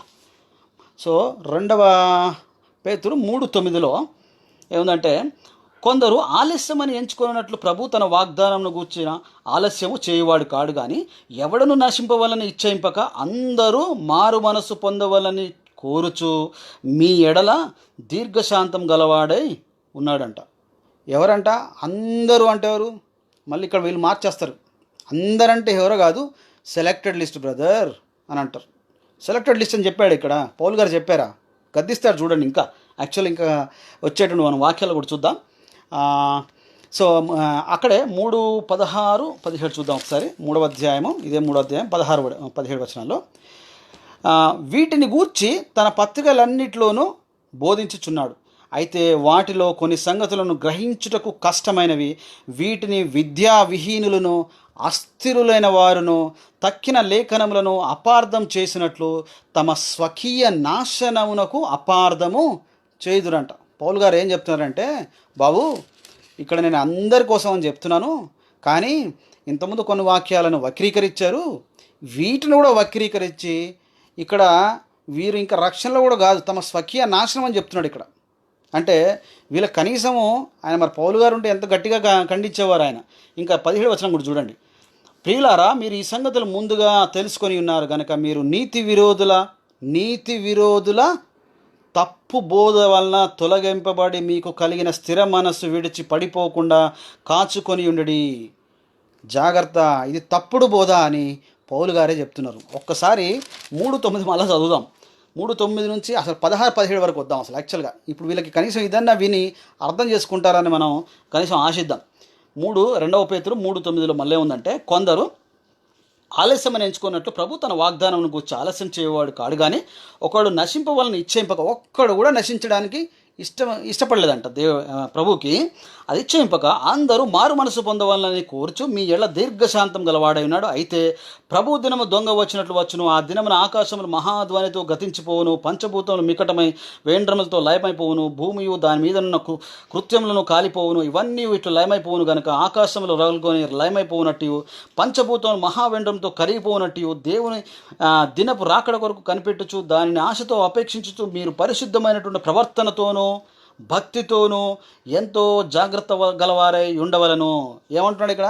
పరిశుద్ధమైనటువంటి ప్రవర్తనతోనూ భక్తితోనూ అంట. అంటే దేవుడు ఆల్రెడీ లిస్ట్ చేశాడు అనుకోండి. లిస్ట్లో ఉన్నాం అంటే రక్షింపబడ్డే లిస్ట్లో ఉన్నాం మనం. కాబట్టి ఇక్కడ పరిశుద్ధమైనటువంటి భక్తి కానీ పరిశుద్ధమైనటువంటి జీవితం లేదనుకోండి ఆ లిస్ట్లో ఉన్నోడికి, ఇప్పుడు ఈ వాక్యం ఏ విధంగా అన్వయిస్తాం? ఆల్రెడీ రిజర్వ్డ్ ఉన్నోడికి ట్రైన్లో వెళ్తున్నాం, రిజర్వ్ చేసుకుంటాం టికెట్, అది మన కోసమే కదా, అది ఎలా ఉన్నాం అది మన కోసమే. కానీ ఇక్కడ పౌలు గారు ఏమో హెచ్చరిస్తున్నారంటే, ఇక్కడ పేతురు ఏమో హెచ్చరిస్తున్నారంటే, చాలా జాగ్రత్తగా ఉండండి, మీరు భక్తితోనూ భయంతోనూ మీరెంతో జాగ్రత్త గలవారై ఉండవాలని అంటున్నాడు. మనం ఆయన వాగ్దానం బట్టి క్రొత్త ఆకాశముల కొరకును క్రొత్త భూమి కొరకును కనిపెట్టుచున్నాము, వాటి యందు నీతి నివసించును. తరువాత 14 వాక్యంకి వచ్చేసరికి, ప్రియులారా, వీటి కొరకు మీరు కనిపెట్టువారు గనుక శాంతం గలవారై ఆయన దృష్టికి నిష్కలంకులుగాను నిందారహితులుగాను కనబడినట్లు జాగ్రత్త పడుడి. అంటే దేవుడు ఏంటంటే, నాకేమర్థమవుతుందంటే క్యాల్వినిజం ప్రకారంగా, క్యాల్వినిస్టులు నమ్మే ప్రకారంగా ఏమి లేదు, ముందు దేవుడు తయారు చేశాడు లిస్టు, ఒక పంచాంగం తయారు చేసినట్టుగా తయారు చేశాడు. ముందుగానే తయారు చేసేసి లిస్టు తయారు చేసేసి, బాబు మిమ్మల్ని వదిలేను భూమి మీద, మళ్ళీ మీరు పరలోకానికి వస్తారు, మిగతా వాళ్ళు రారు, మీరు అక్కడ పోయి ఏం ఆడినా పర్లేదు, మీరు పాపం చేసినా పర్లేదు, మీకు లైసెన్స్ ఇచ్చాను అన్నట్టుగా ఉంది. మరి పౌలు గారు కానీ పేతురు గారు కానీ మరి వాళ్ళు చెప్పేటువంటి విధానాలను చూస్తే చాలా క్లియర్గా ఖండిస్తున్నారు. అక్కడ వీళ్ళంట దుర్బోధకులు అంట, వీళ్ళు తప్పుడు బోధకులు అంట, ఎంత చక్కగా ఖండిస్తున్నారు చూడండి. అక్కడ 15వ వచనంలో, మరియు మన ప్రభువు యొక్క దీర్ఘశాంతము రక్షణార్థమైనదని ఎంచుకొనుడి. ఆయన యొక్క దీర్ఘశాంతం రక్షణార్థం అంటే లేట్ అవుతుంది ఇంకా ఇప్పుడు అని కాదు, అందరూ రక్షింపబడాలనేటువంటి ప్రభు యొక్క కోరిక అంటున్నాడు. ఆ తర్వాత అలాగూ మన ప్రియ సహోదరుడైన పౌలు కూడా తనకు అనుగ్రహింపబడిన జ్ఞానం చొప్పున మీకు వ్రాసి ఉన్నాడు, ఆయన కూడా రాశాడు మీకు అని చెప్పి అస్సలు విషయం చెప్తున్నాడు. చూడండి, క్లూ ఇస్తున్నాడు ఇక్కడ పౌలు గారు. ఏమంటున్నారంటే, వీటిని గురించి, అంటే ఈ అన్నిటిని గురించి తన పత్రికలన్నిటిలోనూ బోధించుచున్నాడు. ఏది? జాగ్రత్తగా అందరూ రక్షింపబడాలని, అందరి కొరకు ప్రభు రక్తం కాచాడు, శిలువ రక్తం కాచాడు అని ఇవన్నీ చెప్తున్నాడు, అవన్నీ బోధిస్తున్నాడు. అయితే వాటిలో కొన్ని సంగతులు గ్రహించుటకు కష్టమైనవి. అయితే కొన్ని గ్రహించడానికంటే అంత ఈజీ కాదు, కొంచెం జాగ్రత్తగా వాటిని చదవాలి, అర్థం చేసుకోవాలి అని పేతురు గారు ఏం చేశారంటే ఒక చిన్న సూచన ఇచ్చారు.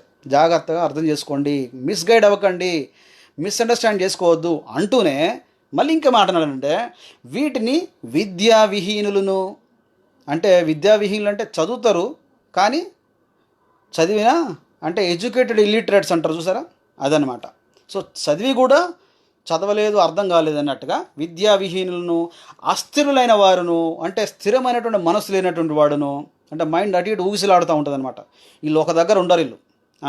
అలాంటి వారంట తక్కిన లేఖనములను అపార్థం చేసినట్లు, మిగతా లేఖనాలు కూడా అపార్థం చేశారు, అప్పుడే చేశారంట ఆ రోజుల్లోనే. సో ఇట్లా చేసినట్లు తమ స్వకీయ నాశనమునకు అపార్థము చేదురు. అంటే తమ స్వకీయ నాశనం అంటే తమ పాపంలోనికి వారు ఈడవడానికి. అంటే ఏంటంటే దేవుడి లిస్టులో మనం ఉన్నాం కాబట్టి, ఆల్రెడీ మనం పాపం చేసినా ఏం కాదు, దేవుడు మనకు లైసెన్స్ ఇచ్చాడు, మనం లిస్టులో ఉన్నాం, ఎలక్టెడ్ లిస్టులో ఉన్నాం కాబట్టి అని చెప్పే సిద్ధాంతమే ఈ యొక్క క్యాల్వినిజంలో ఉన్నటువంటి ఈ సిద్ధాంతం. సో పేతురు గారు చాలా చక్కగా చెప్తూ ఆయన ఇంకా 17వ వచనం, ప్రియులారా, మీరు ఈ సంగతులు ముందుగా తెలుసుకొని ఉన్నారు కనుక మీరు నీతి విరోధుల తప్పు బోధ వలన తొలగింపబడి మీకు కలిగిన స్థిర మనసును విడిచి పడిపోకుండా కాచుకొని ఉండు. నీతి బోధ కంట నీతి విరోధుల తప్పు బోధ వలనంట. అమ్మ, ఎంత ఘోరమైనటువంటి ఆయన వాళ్ళ మీద నింద వేశాడు చూడండి. నింద కాదు అసలు, అది వాళ్ళని ఖండించేశాడు ఆయన. ఇది నీతి బోధకు నీతి విరోధుల బోధ అంట ఇది. తర్వాత వీళ్ళంట అజ్ఞానులు, విద్యావిహీనులంట, అస్థిరులంట, వీరంట తమ స్వనాశనానికే కోరుకున్నటువంటి వాళ్ళంట. సో ఇలాంటి వాళ్ళు ఏం చెప్తారట, ముందుగానే రక్షణ కార్యం దేవుడు చేసేసాడు, అందరి కోసం కాదు, కొందరి కోసమే. ఆ చేసిన వాళ్ళు కూడా, రక్షణ కార్యం చేసిన వాళ్ళ లిస్ట్ కూడా దేవుడు ముందు ప్రిపేర్ చేసుకున్నాడు, వాడు ఎట్లా జీవించినా పర్లేదు అనేటువంటి సిద్ధాంతం ఇది. ఓకే, సో ఇది అంటే ఈ యొక్క వచనాల్లో ఉన్నటువంటి అది. సో 1 పేతురు 5వ అధ్యాయం చూద్దాం, 5-8వ వచనం. నిబ్బరమైనటువంటి బుద్ధి గలవారై మెలకువగా ఉండడే, మీ విరోధి అయిన అపవాది గర్జించు సింహం వల్ల ఎవరిని మిరింగుదునా అని వెదకుచూ తిరుగుచున్నాడు. కాబట్టి లోకమందున మీ సహోదరుల యందు ఈ విధమైన శ్రమలే నెరవేర్చున్నవని ఎరిగి విశ్వాసమందు స్థిరులై వానిని ఎదిరించుడి. తన నిత్య మహిమకు క్రీస్తునందు మిమ్మల్ని పిలిచిన సర్వకృపానిధి యొక్క దేవుడు కొంచెం కాలం మీరు శ్రమపడిన పిమ్మట తానే మిమ్మల్ని పూర్ణలుగా స్థిరపరిచి బలపరచును, యుగయుగములకు ప్రభావమును మహిమను కలుగునుగాక, ఆమెనని చెప్పేసి అని అంటా ఉన్నాడు. ఇక్కడ సాతానుడంట గర్జించు సింహం వల్లే తిరుగుతూ ఉన్నాడంట. అంటే ఏంటి? ఎవరి కోసం? ఎవరైతే రక్షింపబడిన వారి కోసం. సో రక్షింపబడిన వారు ఆల్రెడీ ఇప్పుడు క్యాల్వినిస్టుల ప్రకారంగా, క్యాల్వినిజం ప్రకారం రక్షణ పొందిన వాళ్ళు ఉంటే సాతానుడు అక్కడికి ఎట్లా వస్తాడు? వాడు గర్జించినా కానీ ఉత్తుతోనే వాడు గర్జించుకోవాల్సింది తప్పితే ఏమీ లేదు. అపోస్తలు అసలు చెప్పాల్సిన అవసరం లేదు. ఇక్కడ ఏమని చెప్పేవాళ్ళు? అరే బాబు, మనం అందరం రక్షణ పొందాం, సాతానుడు వస్తాడు కానీ ఉత్తుతుగానే ఆడు వచ్చి వెళ్ళిపోతాడు, మీరు వాడి గురించి పట్టించుకోవాల్సిన పని లేదు, భయం లేదని చెప్పేసి ఆ వాక్యం ఇవ్వాలి యాక్చువల్గా. కానీ ఏమంటుండే ఆయన? వాడు గర్జించు సింహం వల్ల ఉన్నాడు, కాబట్టి మీ విశ్వాసమందు మీరు జాగ్రత్తగా ఉండడి, మీ ప్రవర్తన యందు జాగ్రత్తగా ఉండడి, స్థిర మనస్సులై ఉండడి అని ఆయన హెచ్చరిస్తున్నాడు ఇక్కడ చాలా క్లియర్గా. మీరు అంతిమ దినం వరకు జాగ్రత్తగా నమ్మకంగా ఉండండి అని అపోస్తులు చెప్తున్నారు. ఇది అపోస్తుల బోధ. అపోస్తుల బోధకి, వాళ్ళు చేసినటువంటి సువార్త బోధకి ఈ యొక్క వ్యతిరేకంగా చేసినటువంటి బోధే ఈ కాలనిజం అని మనకు అర్థమవుతుంది. సో దానిలో ఏంటంటే వాళ్ళు ఒకసారి ఏమంటారంటే డాక్ట్రిన్ ఆఫ్ గ్రేస్ అంటారు, ఇంకొకసారి ఏమంటారంటే ఎలక్టెడ్ పీపుల్ అంటారు, ఇంకొకసారి ప్రీడెస్టినేషన్ అంటారు, లేదు ఇంకొకసారి ఏమంటారంటే లిమిటెడ్ అటోన్మెంట్ అని అంటారు. సో అవి మిగతావి కూడా మనం ఏంటో అవి చూద్దాం. సో ఈ మాటల్లో ఏంటంటే, ఒకవేళ కనుక ఇఫ్ రియల్లీ దేవుడు కనుక ముందుగానే ఇదంతా సిద్ధపరిచాడు అనుకోండి, అంటే పరిశుద్ధుల లిస్ట్ తయారు చేశాడు, అంటే ఎవరైతే రక్షణ పొందాలో ఎవరైతే ఉన్నారో లిస్ట్ తయారు చేశాడు దేవుడు. అంటే అపరిశుద్ధులు అంటే ఎవరు? పాపం చేసేవాళ్ళు, వాళ్ళని కూడా దేవుడు తయారు చేసినట్టే కదా. దానిలో షార్ట్ లిస్ట్ చేశాడంటే మంచి వాళ్ళని చెడ్డ వాళ్ళని తయారు చేశాడు దేవుడు, పక్కకు అటు ఇటు పెట్టాడు. సో మంచి కార్యాలు చేసేవాళ్ళు మంచి ఉంది, మరి చెడ్డ కార్యాలు కానీ ఇప్పుడు దేవుడే సృష్టించాడు కదా. మరి ఇప్పుడు ఈ చెడ్డ కార్యాల కోసం, అంటే ఈ సిన్ను, ఈ పాపం కోసం వాళ్ళని దేవుడు సృష్టించాడు. అంటే ఇప్పుడు ఎవడైనా వ్యభిచారం చేస్తున్నాడు అని అంటే దేవుడు నన్ను ఈ నరకం లిస్టులో పెట్టాడు కాబట్టి నేను పాపం చేస్తున్నాను, నేను వ్యభిచారం చేస్తున్నాను. ఇప్పుడు అసలే ఇంకా సొదొమ గొమొర్రాలో అంటే పాపం వచ్చేసింది కదా.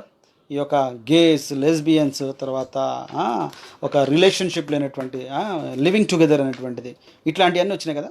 ఇవన్నీ వాళ్ళు ఏంటంటే దే కెన్ క్లెయిమ్, బాబు మీరు మాకు సువార్త అందియొద్దు, మీ దేవుడే మమ్మల్ని ఈ లిస్టులో పెట్టాడు, మేము ఈ లిస్టులో ఆల్రెడీ ఉన్నాం, కాబట్టి మీరు మాకు వచ్చేట్ల సువార్త చెప్తారు, మీ సంగతి మీరు చూసుకోండి, మా సంగతి మేము చూసుకుంటాం, మీ దేవుడు మాకు అక్కర్లేదు అంటారు. దేవుడు అదేనా బైబిల్లో చెప్పినటువంటి సంపూర్ణమైన ఆ యొక్క సువార్తను, ఇది సువార్తను చెరపగోరేటువంటి వ్యక్తుల యొక్క దుష్క్రియలు అనేటువంటిగా మనకి అర్థమవుతూ ఉంది. నేను చాలా, ఎందుకంటే ఇది కాదు, ఇది తప్పు, ఇది మీరు అర్థం చేసుకోలేదు, అది ఇదని అంటారు. కాదు, ఎందుకనంటే మనకి ఇక్కడ క్లియర్గా కాల్వినిజంలో మీరు చదవండి, మీరు దాన్ని అసలు యాక్చువల్గా మనం అది బోధించేటువంటి అది అవసరమే లేదు. కానీ కొంతమంది ఏంటంటే వచ్చారు సోషల్ మీడియాలోకి వచ్చేసి దాని గురించి మాట్లాడుతున్నారు కాబట్టి మన వాళ్ళని మరి ఇవన్నీ చెప్పాలన్నట్టుగా ఓపిరిజం, పీడియిజం, కాల్వినిజం అన్ని ఇజాలు వాక్యం అనే కొలిమిలో కాల్చబడాలి. అవును, ఎస్, ఈ ఇజంలు అనేటి దేవుడు ఇచ్చేటువంటి అది కాదు, దేవుడు ఇచ్చినటువంటిది అంటే మన రక్షణ, సాల్వేషన్లోకి రావాలనేటువంటిదే. అంతేగాని ఆ ఈజం అంటే మనుషులు చేత ఆ యొక్క మ్యాన్మేడ్ ప్రిన్సిపల్స్లోకి వెళ్ళిపోతారు, అంతే పట్టబడతారు. ఇక నెక్స్ట్ ట్యూలిప్లో ఉన్నటువంటిది థర్డ్ పాయింట్ వచ్చేసి లిమిటెడ్ అటోన్మెంట్. లిమిటెడ్ అటోన్మెంట్ ట్యూలిప్లో ఫస్ట్ వచ్చేసేమో my battery is also come down 30% ఉంది. Okay, I hope I will be able to complete. ట్యూలిప్లో ఫస్ట్ వచ్చేసి టోటల్ హెరిడిటీ డిప్రైవిటీ, అంటే మానవ జాతి అంతా పడిపోయిన స్థితి అని. తర్వాత యూ వచ్చేసేమో అన్కండిషనల్ ఎలక్షన్ అని, అంటే షరతు లేనటువంటి ఎన్నిక అని. తర్వాత TUL కదా, లిమిటెడ్ అటోన్మెంట్, అంటే ఆ యొక్క పరిమితమైనటువంటి ప్రాయశ్చిత్తం, అంటే యేసుక్రీస్తు రక్తం కాచింది కొంతమంది కోసమే, అందరి కోసం కాదు, సర్వమానవాళి పాపాల కోసం కాదు అని చెప్పేటువంటిదే ఈ యొక్క కాల్వినిజం సిద్ధాంతం. అందులో ఉన్నటువంటి 5 పాయింట్స్లోనే మనం థర్డ్ పాయింట్ ఇప్పుడు చూస్తున్నాం. సో క్రీస్తు రక్త ప్రోక్షణ కొందరి కోసమే అని స్వయంగా క్రీస్తు ఏమైనా మనకి చెప్పాడా అని చూస్తే మత్తయి సువార్త 26వ అధ్యాయము 28వ వచనం చూద్దాం ఒకసారి. మత్తయి సువార్త 26:28 చూద్దాం.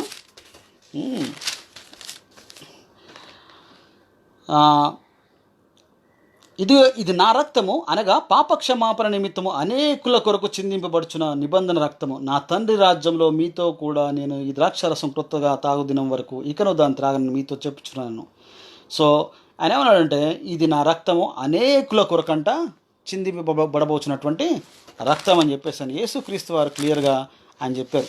సో యేసుక్రీస్తు వారు చెప్పింది అపోస్తలు అర్థం చేసుకున్నారు కాబట్టి వాళ్ళకి దేవుడు ఏం చేశాడంటే he inspired the word of God, ఆయన వారికి వాక్యం వారి ద్వారా ఇచ్చాడు. కాబట్టి మొదటి యోహాను 2వ అధ్యాయము 2 నుంచి 4 వాక్యాలు ఏంటో చదువుదాం. అసలు యాక్చువల్గా అపోస్తలు ఏమర్థం చేసుకున్నారు? సో మన సొంత మాటలు ఎవరో మధ్యలో వచ్చిన 16వ శతాబ్దంలో వచ్చిన వాళ్ళు, ఆ మధ్యలో వచ్చిన వాళ్ళు చెప్పేది కాదు. అసలు అపోస్తలు ఏం చెప్పారు చూడాలి కదా. మనకు దేవుడు ఇచ్చాడు కదా, గ్రంథం ఇచ్చాడు కదా. గ్రంథం ఇవ్వకుండా పోయాడంటే వాళ్ళెవరు వాళ్ళ దగ్గర వచ్చినట్టు బుక్కులు చదువుకుంటూ ఉంటాం. మనకి ఇంత చక్కగా గ్రంథం ఇచ్చాడు, ఇది చదవకుండా 2000 పెట్టి 3000 పెట్టి 1000 రూపాయలు పెట్టేసి అక్కడి నుంచి అమెజాన్లో కొన్నాను, ఈడ కొన్నాను, ఆడ కొన్నాను అంటే ఇట్లాగే ఏవే అవుతాయి. మొత్తం వాక్య వక్రీకరణలు అయిపోయి చివరిగా పేతురు చెప్పినట్టుగానే సత్య విరోధులంట వాక్యాన్ని వక్రీకరిస్తున్నారంట. 2వ అధ్యాయం 4వ వచనం నుంచి, 1 యోహాను 2వ అధ్యాయం 2 నుంచి 4, ఆయనే మన పాపములకు శాంతికరమై ఉన్నాడు. మన పాపములకు మాత్రమే కాదు, సర్వలోకమునకు శాంతికరమై ఉన్నాడంట. సర్వలోకం అని అంటే ఏంది? ఎంతమంది వస్తారు దానిలో? అంటే లిస్ట్ ఒకటే వస్తుందా?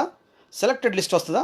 కొంతమందికే యేసుక్రీస్తు రక్తం కాచాడు కాబట్టి ఆ లిస్టులో ఉంచి సర్వలోకానికి ఇది అంటే ఇప్పుడు సినానిమ్స్ ఇవ్వాలి. ఇప్పుడు వీళ్ళు కొత్త డిక్షనరీ ఇంగ్లీష్ పదాలు తెలుగు పదాలు కూడా సర్వలోకం అని అంటే సర్వలోకం కాదు, అది కొద్ది మంది కోసమే అని ఒక సినానిమ్స్ కూడా, లాంగ్వేజ్ సినానిమ్స్ కూడా వీళ్ళు మార్చాలి. ఇప్పుడు నాకు అదే అర్థమవుతుంది ఇక్కడ చూస్తుంటే.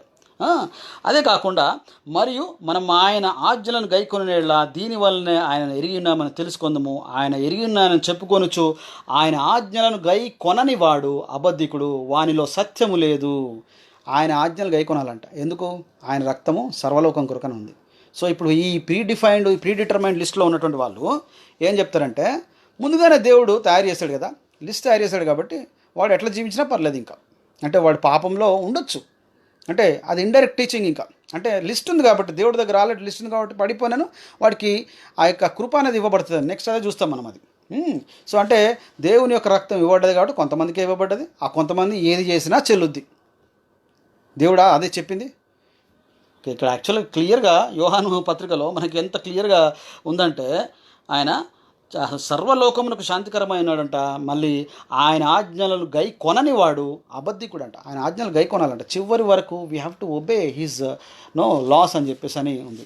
తర్వాత మనకి ఇక్కడ హెబ్రీ పత్రిక 2వ అధ్యాయము 9వ వచనం చూస్తే, హెబ్రీ 2:9లో దేవుని కృప వలన ఆయన ప్రతి మనిషిని కొరకు మరణం అనుభవించినట్లు దూతల కంటే కొంచెం తక్కువగా ఉబ్బాడిగా చేయబడి యేసు మరణం పొందినందున, అంటే ఇక్కడ ఏముందంటే దేవుని కృప వల్ల ఆయన ప్రతి మనుషుని కొరకు మరణం అనుభవించినట్లంట. ప్రతి మనుషుడు అంటే ఎవరు? ఎలక్టెడ్ లిస్ట్ అనుకోవాలా మళ్ళీ. అంటే ఇప్పుడు అసలు యాక్చువల్గా ఇన్ని వాక్యాలు మార్చి రాయాలంటే కాల్వినిస్టిక్ బైబిల్ రాయాలి. ఇక కాల్వినిజం బైబిల్ అనే ఒకటి రాసుకుంటే బాగుంటుంది. అది ఈ బైబిల్ వాడకూడదు. ఇంకా ఇవన్నీ మార్చుకోవాలి, పదాలన్నీ ఇంగ్లీష్లోను తెలుగులోను రాసేసుకొని ఇవన్నీ సినానిమ్స్, ఇది భాషా పదాలు కూడా మార్చేసుకోవాలి. అందరూ అంటే అందరు అనుకోవద్దు, కొందరు కోసమే అని బ్రాకెట్లో.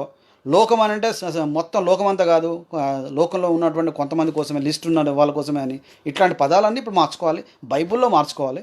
ఇదంతా ఏ విధంగా చెప్తున్నాయంటే సత్య విరోధులు వీళ్ళు, సత్య తిరస్కారులు అని క్లియర్గా అపోస్తులైన పౌలు తర్వాత పేతురు మనకి గద్దిస్తున్నట్టుగా మనకు అర్థమవుతుంది. ఇది యేసుక్రీస్తు కూడా మనకి ఇక్కడ యాక్చువల్గా యోహాను సువార్త 3వ అధ్యాయం కనుక చూసినట్లయితే, యోహాను సువార్త 3వ అధ్యాయము 16వ వచనం కనుక చూసినట్లయితే ఏముంటుందో క్లియర్గా మనకు అందరికి తెలిసిన వాక్యం అది. దేవుడు లోకమును ఎంతో ప్రేమించను కాగా ఆయన తన అద్వితీయ కుమారునిగా పుట్టిన వాని యందు విశ్వాసం ఉంచువాడు ప్రతి వాడును నశింపక నిత్య జీవం పొందినట్లు ఆయన అనుగ్రహించను. దేవుడు అంట లోకమును ఎంతో ప్రేమించను కాగా ఆయన అద్వితీయ కుమారునిగా పుట్టిన వాని యందు విశ్వాసం ఉంచు ప్రతి వాడును నశింపక, ప్రతి వాడు నశింపక. ఆయన కంటిన్యూస్గా ఇంకా ఫ్యూచర్ టెన్స్లో కూడా చెప్తున్నాడు. ఆయన అంటే ఆయన యందు విశ్వాసం ఉంచు ప్రతి వాడు ఎవ్వడు కూడా నశించిపోడు అని క్లియర్గా ఇక్కడ వాక్యం మనకు సెలవిస్తూ ఉంది. వీళ్ళు ఏమంటారంటే దేవుడు లోకమును ఎంతో ప్రేమించినట్టు, లోకము కాదు ఎలక్టెడ్ పీపుల్ అంటే ఎన్నుకోబడ్డ వాళ్ళనే ప్రేమించను, ఎంతో ప్రేమించను కాగా ఆయన తన అద్వితీయ కుమారునికి పుట్టిన వాని యందు విశ్వాసం ఉంచు ప్రతి వాడిని కాదు. ఇక్కడ వాళ్ళే మార్చుకోవాలంటే ఎన్నుకోబడిన వారు నశింపక నిత్య జీవం పొందినట్లు. ఇది అసలు యాక్చువల్గా ఎన్ని పదాలు మార్చాలి? ఇప్పుడు బైబిల్ మొత్తం మార్చాలి. అంటే ఎంత అది ఆయన పేతురు పత్రికలో చెప్పినట్టుగా విద్యా విహీనులు చేసేటువంటి పని అని చెప్పేసి చాలా ఆయన ఘోరమైనటువంటి అటాక్ చేశాడు. ఆయన వాళ్ళు చాలా వాక్యాలు ఇంకా మార్చారు, ఇది కూడా మారుస్తారు జాగ్రత్త అని చెప్పేసి అంత క్లియర్గా చెప్పారు ఆయన. సో ఆయన లోకమంతుడి కోసం వచ్చాయంటే వీళ్ళేమో కాదు ఆయన లిమిటెడ్ కొంతమంది కోసం వచ్చాడు. యేసుక్రీస్తు కొంతమందికే ఆయన అందరి కోసం కాదు. మీకేం తెలుసు అండి, ఆ బుక్ చదవండి, ఈ బుక్ చదవండి, లేదనంటే మీరు వాళ్ళకంటే గొప్పోళ్ళ వీళ్ళకంటే గొప్పోళ్ళ అని చెప్పేసి అని అంటారు. చివరికి మళ్ళీ మేము యాక్చువల్గా కాల్వినిస్ట్ కాదు, నేను ప్రీ డెస్టినేషన్ నమ్ముతాను, నేను ఎలక్టెడ్ ఆ యొక్క నమ్ముతాను, లేదనంటే డాక్టర్ ఆఫ్ గ్రేస్ నమ్ముతాను అని చెప్పేసి అని మాట్లాడుతూ ఉంటారు. మళ్ళీ యేసుక్రీస్తు ఒక ఉపమానం కూడా మనకి ఇచ్చినట్టుగా చూస్తూ ఉన్నాం మనం. మత్తయి సువార్త 18వ అధ్యాయము 12 నుంచి 14 వచనాలు చూద్దాం ఒకసారి. మత్తయి సువార్త 18వ అధ్యాయము 12 నుంచి 14 వచనాల్లో ఈ ఉపమానాలు చదవాలి. ఉపమానాలు చదవకుండా, ఈ వాక్యాలు చదవకుండా 1-2 వాక్యాలు చదివి ఎట్లుంది ఆయనంటే, ఆది కాండము 6వ అధ్యాయం 22వ వచనంలో ఎట్లుంటుంది అంటే, నోవహు అట్లు చేసెను అని ఉంటుంది. నోవహు అట్లు చేశాను అని అంటే ఆ ఒక్క వాక్యాన్ని పట్టుకొని ఇప్పుడు చాలామంది మతోన్మాదులు కానీ ఎవరైతే వాళ్ళు తెలీదో ఇప్పుడు వాళ్ళు చదివే విధానం కూడా అట్లాగే ఉంటుంది. నోవహు అట్లు చేశానంటే ఏంటి, పెసరట్టు చేశాడా, ఏ అట్టు చేశాడు అనేది వాళ్ళు డిస్కషన్ డిబేట్లు పెడుతున్నారు వాళ్ళు. ఇప్పుడు మనం కూడా ఇట్లాగే ఉంది ఇక. నేను అట్లాగే అనుకుంటున్నాను. మరి మీరు ఎట్లా అనుకుంటున్నారో I don't know.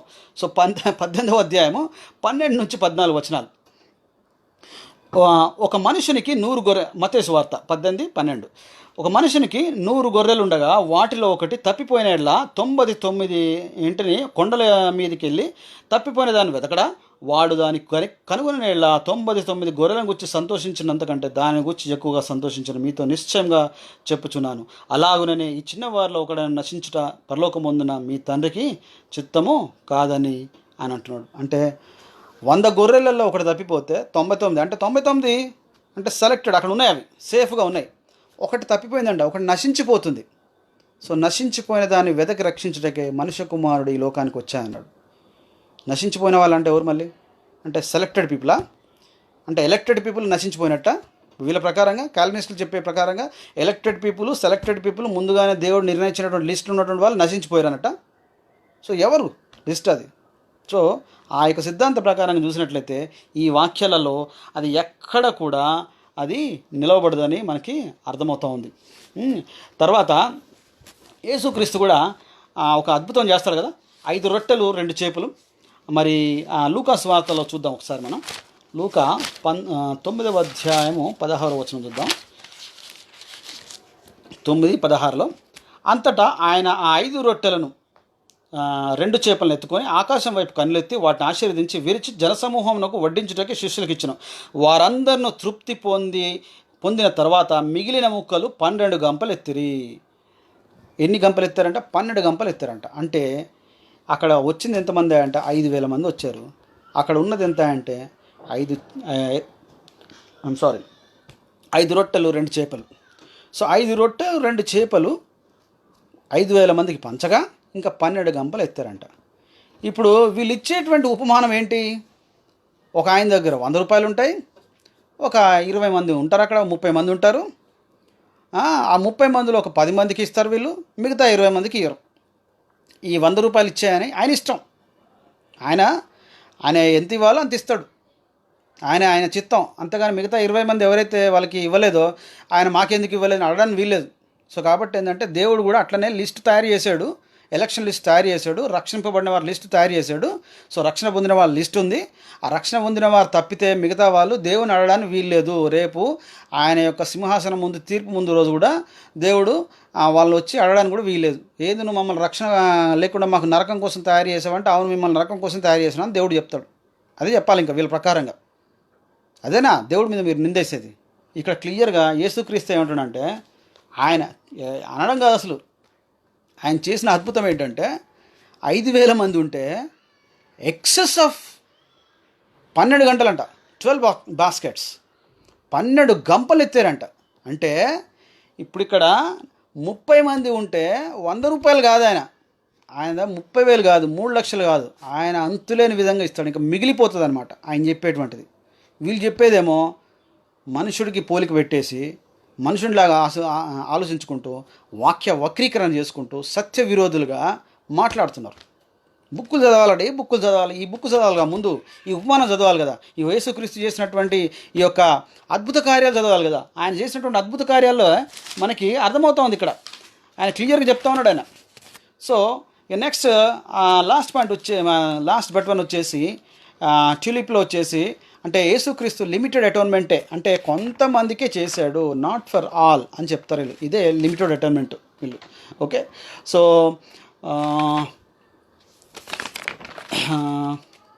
Right. Next point వచ్చేసి వాళ్ళు చెప్పేటువంటి సిద్ధాంతం ఏంటంటే ఇర్రెసిస్టిబుల్ గ్రేస్, అంటే ఎదురు లేనటువంటి కృప, అంటే తిరుగులేదన్నమాట. ఇంకా అంటే ఎవరైతే ఈ రక్షణ లిస్టులో ఉన్నారో ఇక వాళ్ళకి కృప ఇవ్వబడ్డది. వాళ్ళు ఏం చేసినా పర్లేదు, they will be saved. They are already granted reserved seat. ఇంకా వాళ్ళకి ఎట్టి పరిస్థితులు ఏమీ లేదు. అంటే వాళ్ళు దేవుడికి ఎదురు తిరిగినా ఏం తిరిగినా అనేది గురించి మాట్లాడరు. ఇంకా ఆల్రెడీ లిస్ట్లో ఉన్నారు కాబట్టి వాళ్ళు ఇంకా ఇర్రెసిస్టిబుల్ గ్రేస్ కాబట్టి గ్రేస్ ఇవ్వబడ్డది, కృప ఇవ్వబడ్డది. వాళ్ళు పాపంలో జీవించినా, వాళ్ళు ఎట్లా జీవించినా, ఏం నమ్మినా, ఏదైనా కానీ లిస్ట్లో ఉన్నారు కాబట్టి వాళ్ళు వెళ్ళిపోతారు. సో వాక్యం ఎక్కడైనా అట్లా చెప్పబడ్డదా?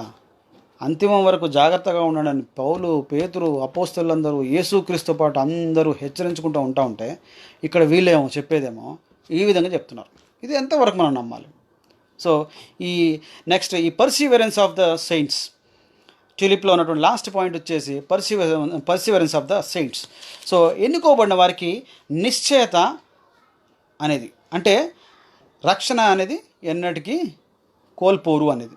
అంటే ఎవరైతే ఎన్నుకోబడ్డారో వారికి ఇక చివరి వరకు, అంటే అంతిమ దినానం వరకు కూడా వాళ్ళకి రక్షణ ఇవ్వబడ్డది. కాబట్టి వాళ్ళు దే ఆర్ గ్రాంటెడ్, అంటే they are already given completely వాళ్ళకి యాక్సెస్ ఉంది ఇంకా పరలోకానికి వెళ్ళడానికి. దేవుడు ఆల్రెడీ ఇచ్చేసాడు, వాళ్ళకి ఎంట్రీ అనేది ఇచ్చేసాడు. సో దేవుడు కొందరినే ఎన్నుకున్నాడు కదా, ఆ కొంతమందికి మాత్రమే ఇది ఉంటుంది, అందరి కోసము ఇది కాదు అని చెప్పేసి అన్నటువంటి ఇది సిద్ధాంతం. సో నేను మోస్ట్లీ ఈ యొక్క 3 పాయింట్స్ మేజర్గా ఈ యొక్క ఎందుకంటే టైం సరిపోదని చెప్పేసి నేను లిమిటెడ్ అటైన్మెంట్ వరకే జస్ట్ మీకు యాక్చువల్గా, ఎందుకంటే మరి టైం కూడా ఇట్ ఈస్ ఆల్మోస్ట్ మనం చాలాసేపు అయింది, గంట పైన అయిపోయింది. ఓకే, సో నాది కూడా ఇది బ్యాటరీ కూడా దగ్గరకు వచ్చేసింది. ఓకే, సో ఇది ఈరోజు మనం చూసినటువంటి క్యాల్వినిజం మీద చూసినటువంటి సిద్ధాంతం. సో మరి క్యాల్వినిజం మీద మరి ఇంత ఉండి ఇంత ఇవన్నీ పెట్టుకొని మనము మరి ఏ విధంగా నమ్మాలి మనం? సో ఎనీ కామెంట్స్ ఏమైనా ఉన్నాయా? మీ comments, I don't see any comments here. కొంతమంది చేసి right, okay right. Hi Koti, Arun Joseph, Gudipati brother, hi brother. Okay, Fazlu Joseph Zachariah, Fazlu Rehman గారు, నమస్తే master. Okay, Eega Venkatesh brother, hi brother. Predestination నిజమైతే మాథ్యూ 24:24 ఎలా జరుగుతుంది బ్రదర్? ఈ వచనం కూడా చదవండి. ఎస్ బ్రదర్, చదువుతాను బ్రదర్. 24 బ్రదర్ ఇచ్చారు. Okay, good. మత్తయి సువార్త 24:24లో తర్వాత ఒక తలాంతు తీసుకున్నవాడు వచ్చి, అయ్యా నీవు విత్తని చోటు కోయువాడును, చల్లని చోట పంట కూర్చువాడును కఠినోడని నేను ఎరుగుదును కనుక నేను భయపడి ఒక్క నిమిషం ఉండండి. 24 కదా, అబద్ధపు క్రీస్తులను, అబద్ధ ప్రవక్తలను వచ్చి సాధ్యమైతే ఏర్పరచబడిన వారిని సహితము మోసపరచబడటకై గొప్ప సూచక క్రియలను, మహత్కార్యములను కనపరచెదరు. ఇది ఈ వాక్యం చాలా క్లియర్, మంచిగా ఇచ్చారు వాక్యం బ్రదరు. ఏర్పరచబడిన వారిని సైతం అంట మోసపరిచేటువంటి అబద్ధ క్రీస్తు, అబద్ధ ప్రవక్తలు వస్తారు అని చెప్పేసి అన్నది. ఏర్పరచబడిన వారికి ఆల్రెడీ లిస్ట్ రిజర్వ్డ్ గ్రాంటెడ్ అయ్యి ఉంటే ఇదంతా చెప్పాల్సిన పని లేదు కదా. ఇది అసలు యాక్చువల్గా యేసుక్రీస్తే చెప్పారు. ఇది ఆయన చెప్పాల్సిన అవసరమే లేదు. ఇది ఎవరి కోసం ఇచ్చినట్టు ఇది అనవసరం. ఒక పొల్లైనను ఒక హల్లైనను నా ఏది ఈ ఒక వాక్యం ప్రతిదీ నెరవేరబడుతుంది అని బైబిల్లో చెప్పి ఈయన అనవసరమైన ఇన్ఫర్మేషన్ ఇస్తున్నాడు. ఇది ఎక్స్ట్రా ఇన్ఫర్మేషన్. ఇది యాక్చువల్గా వీళ్ళ క్యాలెండరిస్టుల ప్రకారంగా ఇది ఇక్కడ ఉండరు అసలు. యాక్చువల్గా ఎన్నుకోబడ్డవారు అనకూడదు ఇక్కడ. ఎన్నుకోబడ్డవారు ఎందుకు, ఇంకా ఎన్నుకోబడ్డవారు వెళ్ళిపోతారు కదా, పరలోకానికి వెళ్ళిపోతారు. వాళ్ళకి అసలు ఇవన్నీ అవసరం లేదు. వాళ్ళు ఎట్లా జీవించినా పర్లేదు, పాప జీవితంలో ఉన్నా పర్లేదు, వాళ్ళు పాపం చేసినా పర్వాలేదు, వాళ్ళు ఎలా ఉన్నా పర్లేదు. ఎందుకంటే గ్రేస్ ఉంది, కృప ఉంది, లిమిటెడ్ అటోన్మెంట్ లిస్ట్లో ఉన్నారు. సో ముందే ప్రీ డెస్టినేషన్లో ఉన్నారు. సో కాబట్టి దే ఆర్ గ్రాంటెడ్. మరి అది ఎట్లా? అది question mark. Thank you brother. Okay, Joseph Zachariah, yes all isms that should go off. అన్ని ఇజాలన్నీ పోవాలి. సుధీర్, అధికంగా పుస్తకాలు సుధీర్ తమ్ముడు రచించబడతాయని బైబుల్ ముందే చెప్పింది. మన వారికే జ్ఞానం లేదు, ఏది బైబుల్ అంగీకరిస్తుందో అంగీకరించలేదని అన్న. ఎస్, అవును తమ్ముడు, బుక్కులు ఎక్కువ చదివేసి ఏవేవో ఇంటర్నేషనల్ బుక్స్ వస్తున్నాయని చదివేసి ఇవన్నీ చేస్తున్నారు. ఓకే, ఒక్క నిమిషం. రైట్. ఈ క్యాలెండిజం అపోస్తల బోధను కూడా తప్పుగా చూపించేదిగా ఉంది. ఎస్, చూపించేదిగా ఉందిగా తమ్ముడు. అపోస్తలే కాల్వినిజం బోధన మనకు ఇప్పుడు చూసాం కదా, ఖండించేస్తున్నాడు డైరెక్ట్. దుర్బోధ, అది సత్య విరోధమైనటువంటి బోధ అని చెప్పేసి అని క్లియర్గా మనకు అర్థమవుతుంది అక్కడ. ఈ కాల్వినిజంకి ప్రధాన పునాది పుస్తకాలు బైబిల్ కానే కాదు. ఎస్, ఎగ్జాక్ట్లీ మనం అదే చూస్తున్నాం. బైబిల్లో ఉన్నది అయితే అంత విరుద్ధంగా ఉంది బైబిల్కి. అన్న ఈ కాల్వినిజం ఖచ్చితంగా దేవుడిని పక్షపాతిగా, క్రూరంగా, విలన్గా చూపిస్తుంది. Yes, correct. అది దేవుడిని పక్షపాతిగా. యాక్చువల్గా ఒక రకంగా చెప్పాలంటే మనం ఇస్లాం ప్రకారంగా చూసినట్లయితే అల్లా మంచి చెడ్డలను ఆయనే సృష్టించాడు అన్నట్టు ఉంటుంది. అంటే he is no causer of no good and evil. కానీ ఇక్కడ దేవుడు the absence of good is evil, చెడుని ఆయన చేయాలని కాదు. సో అందుకనే యాక్చువల్గా మరి ఆ ఇబ్లీస్ మొట్టమొదటిగా ఆదాముని మొక్కమంటాడు కదా. అల్లా ఆ యొక్క ఆదామును తయారు చేసి ఆదాముకు మొక్కమంటాడు అల్లా. ఇబ్లీస్ అంటాడు, మట్టితో చేయబడ్డటువంటి మనిషికి నేను ఎట్లా మొక్కుతాను, నీ యొక్క మహిమను చూసి నేను మొక్కను నేను అని చెప్పేసానంటే, నేను చెప్పిన మాట నువ్వు వినలేదు కాబట్టి నువ్వు సత్య తిరస్కారుడు అయిపోయినావు అంటాడు అక్కడ అల్లా. అంటే అంటే ఆ యొక్క పార్షియాలిటీ అనేది చూడొచ్చు అక్కడ మనం. అంటే దూతగా ఉన్నటువంటి ఇబ్లీస్కి తెలుసు ఎవరికి మొక్కాలో ఎవరికి మొక్కకూడదు అనేది. మరి ఇక్కడ దేవుడు, బైబిల్ దేవుడు అట్లా చెప్పాడా? అంత పక్షపాత చూపించాడా? మీకు అర్థమైంది అనుకుంటాను. Okay okay Adapa Nagamohan hi brother. Elisha Ramakrishna hi. Elisha Ramakrishna hi తమ్ముడు. యా ఈ వెంకటేశ్వర అర్జున్ సుందర్ హాయ్. కేఎస్ పాల్కల్కి హాయ్. అర్జున్ సుందర్. ఎస్ శ్రీనివాస్ యాదవ్ లేదు 65 కాదు 30 మార్క్స్ వచ్చి ఫెయిల్ అయినా ఛాన్స్ ఉంది అంటారు కల్తీలు. అవును, మరి సొంత బోధలు చేసుకున్నప్పుడు 30 మార్క్స్ కాదు ఏదైనా చేస్తారు వాళ్ళు. ఇంకా రాజీవ్ కొన్ని దాని వచ్చింది హాయ్ తమ్ముడు. భైరవరపు మహేష్ బాబు హాయ్ తమ్ముడు. కైలనిజం కల్తీగాల బోధ జాగ్రత్త క్రైస్తవులారా. ఎస్, మనం ఇప్పుడు చూసిన వాక్యాలు చూస్తే ఇంకా చాలా ఉన్నాయి. ఇంకా యాక్చువల్గా వీ కెన్ టేక్అవుట్ ఇంకా చాలా ఉన్నాయి. వీలైతే రేపు దేవుడి చిత్తం అయితే రేపు ఇలా మాట్లాడతాం. Rajasekhar hi brother. కోటేశ్వరరావుల వల్ల hi. Koti Sudhir Kumar Tarpati hi. Akshaya KS hi sister. Shyam Pasula hi brother. Rakada Kumar Yalla hi. Sekhar Jammala hi brother.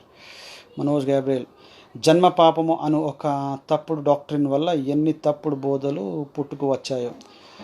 Manoj Gabriel brother, అంటే జన్మ పాపము అనేది తప్పుడు డాక్టరీన్ అనే కంటే ఒక్క మనిషిని వల్ల పాపం వచ్చింది అనేది ఉంది. ఒక మనుషుని వల్ల పాపము, ఒక మనుషుని వల్ల మరణం వచ్చింది.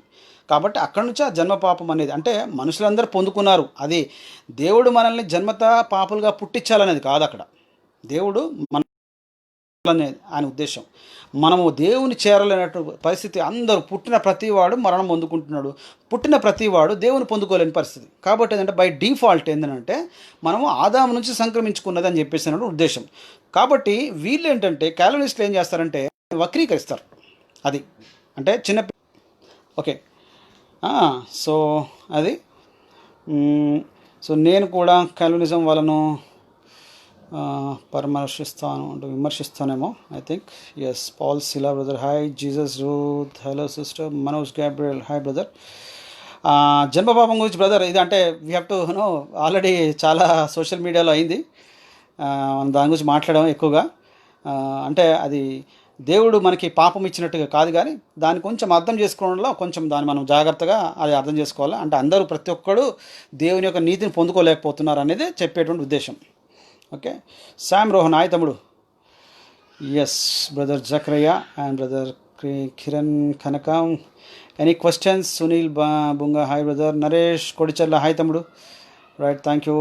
ఓకే, సో ఎనీ క్వశ్చన్స్ ఏమైనా ఉన్నాయంటే ఇంకా యూ కెన్ ఆస్క్ మీ. పల్లె ప్రభాస్ తమ్ముడు హాయ్ తమ్ముడు. వందనాలు, thank you. Okay, Bethapudi Ramesh hello brother. Yeah yes Joseph Zacharia John Wesley కాల్వినిజంని తిరస్కరించాడు కదా. ఎస్, జాన్ వెస్లీ ఏమన్నాడంటే కాల్వినిజంని it is a most deadlier than devil's theology అన్నాడు. అంటే ఇది దయ్యపు బోధ కంటే భయంకరమైనటువంటి బోధ అని చెప్పేసి అన్నాడు ఆయన. అంటే వీళ్ళు ఏం చెప్తారంటే పాల్ వాషరు, తర్వాత స్పర్జను, తర్వాత ఆర్సి స్ప్రౌలు, ఇంకొంతమంది ఇలాగా ఇప్పుడు జాన్ కాల్విన్ వీళ్ళందరూ ఉన్నారు కదా. వీళ్ళందరూ మరి వీళ్ళు నమ్మారు కదా మార్టిన్ లూథరు అని చెప్పేసి అని. యాక్చువల్గా వీళ్ళన్నీ ఇండివిజువల్గా చూస్తే వీళ్ళందరూ వీళ్ళు సంపూర్ణమైనటువంటి దానిలో నమ్మరు అసలు. యాక్చువల్గా ఈ కాల్వినిజంలో ఉన్నటువంటి 5 పాయింట్స్ నమ్మరు, తర్వాత దానిలో చెప్పబడిన సంపూర్ణ సిద్ధాంతాన్ని నమ్మరాలు.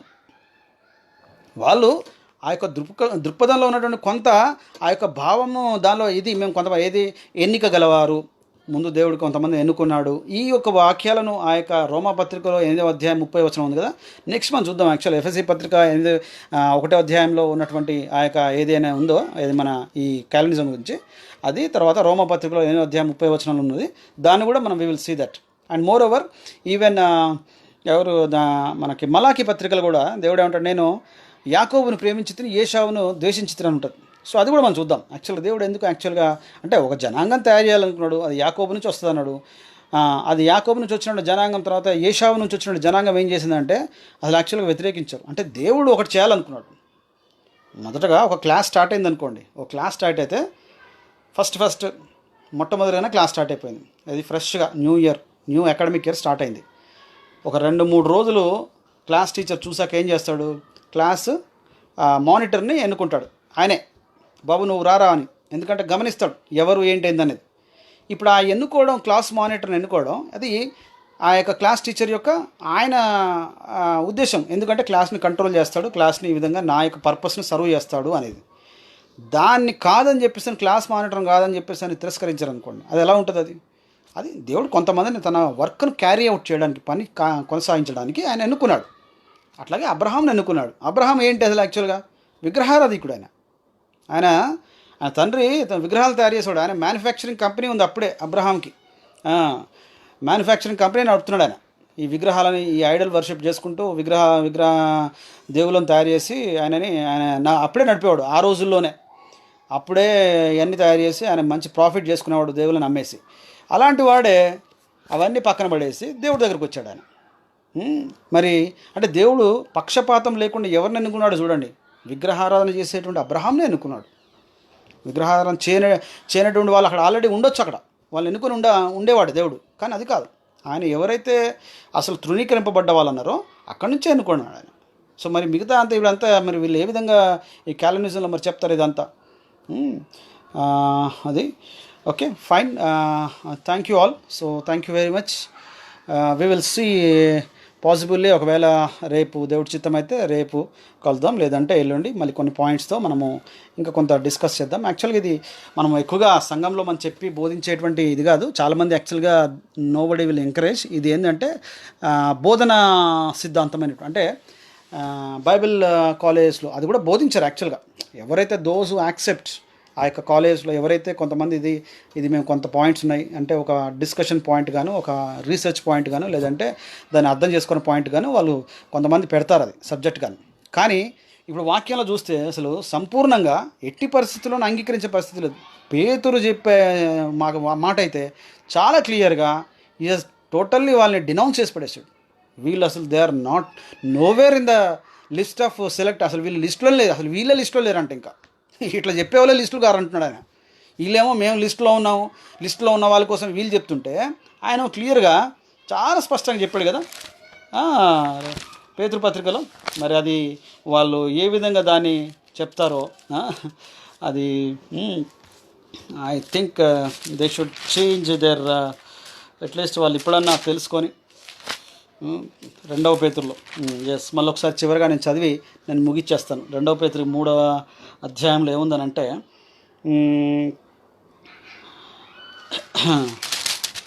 ఎస్ 9వ వచనం చూద్దాం. 9వ వచనం చూసి 16-17 మళ్ళీ ఒకసారి ఫైనల్ క్లోజింగ్. కొందరు ఆలస్యమని ఎంచుకున్నట్లు ప్రభు తన వాగ్దానంను గురించి ఆలస్యం చేయవాడు కాడు కానీ ఎవడు నశింపవలని ఇచ్చయింపక అందరూ మారు మనసు పొందవాలని కోరుచు. అందరూ మారు మనసు పొందాలంట, మీ ఏళ్ళ దీర్ఘశాంతం గలవాడైనాడు. మనం అనుకుంటా ఉంటాం కదా దేవుడు ఎందుకు ఊరికే ఇంకా ఏంటి అని చెప్పేసి. దీర్ఘశాంతంతో ఎవడు నశించిపోకూడదని ఆయన చాలా ఓపిక చేస్తున్నాడని పేతురు గారు ఇక్కడ చెప్తూ మళ్ళీ చివరగా ఈ 14వ వచనం మనం చూస్తే అక్కడే ప్రియులారా వీటి కొరకు మీరు కనిపెట్టువారు కనుక శాంతం గలవారై ఆయన దృష్టికి నిష్కలంషంగాను నిందారహితులుగాను కనబడినట్లు జాగ్రత్త పడుడి. నిష్కలంషంగాను ఉండమన్నాడు ఆయన, అంటే నిష్కలంకంగా ఉండమన్నాడు. కానీ మీరు వెళ్ళిపోయి ఏదో కడితే అది చేసేయండి, మీరు లిస్ట్లో ఉన్నారు, ఎలక్టెడ్ లిస్ట్లో ఉన్నారు కాబట్టి మీరు చేసేయండి, మీరు పాపం చేసినా పర్లేదు అనట్లేదు ఆయన. చాలా జాగ్రత్తగా ఉండండి, మీ క్యారెక్టర్, మీ బిహేవియర్, మీ పర్సనల్ లైఫ్ జాగ్రత్త, మీ పరిశుద్ధ విషయం జాగ్రత్త అని చెప్పేసి ఆయన హెచ్చరిస్తూ 15వ వచనంలో ఉంటుంది, మరియు మన ప్రభు యొక్క శాంతము రక్షణార్థమైనదని నేర్చుకున్నట్టు. దీర్ఘశాంతం దేనికోసం అంటే రక్షణ కొరకంట. అది ఊరికనే ఆయన నా టైం వస్తుంది కదా, టైం వచ్చేదాకా నేను ఆగుతున్నా అనట్లేదు. రక్షణ కొరకైనా దీర్ఘశాంతం అంటున్నాడు. తర్వాత అలాగున మన ప్రియ సహోదరుడైన పౌలు కూడా తనకు అనుగ్రహింపబడిన జ్ఞానం చొప్పున మీకు వ్రాసి ఉన్నాడు, వీటిని గూర్చి తన పత్రికలు అన్నిటిలోనూ బోధించుచున్నాడు. ఇప్పుడు చూసిన పత్రికల వాక్యాలు అన్నింటిలో అవే ఉన్నాయి.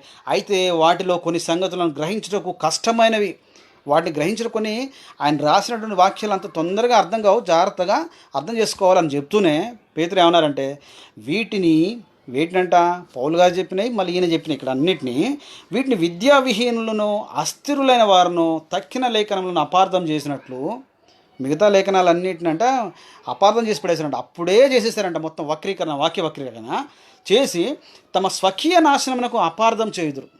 వారంట తమ స్వకీయ నాశనానికి అపార్థం చేస్తారంట. తర్వాత ప్రియులారా, మీరు ఈ సంగతులు ముందుగా తెలుసుకొని ఉన్నారు కనుక మీరు నీతి విరోధుల తప్పుడు బోధల వలన తొలగింపబడి మీకు కలిగిన స్థిర మనస్సును విడిచి పడిపోకుండా కాచుకొని ఉండు అంటున్నాడు ఆయన.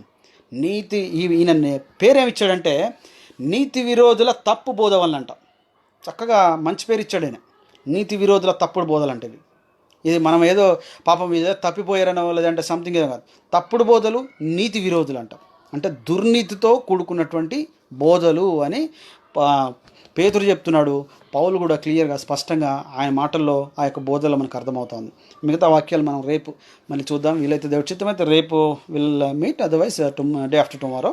Okay, thank you all, thank you very much. ఇంకా మిగతా వేరే టాపిక్స్ కూడా కొన్ని will cover up. Okay fine, thank you, see you tomorrow, good night, thank you.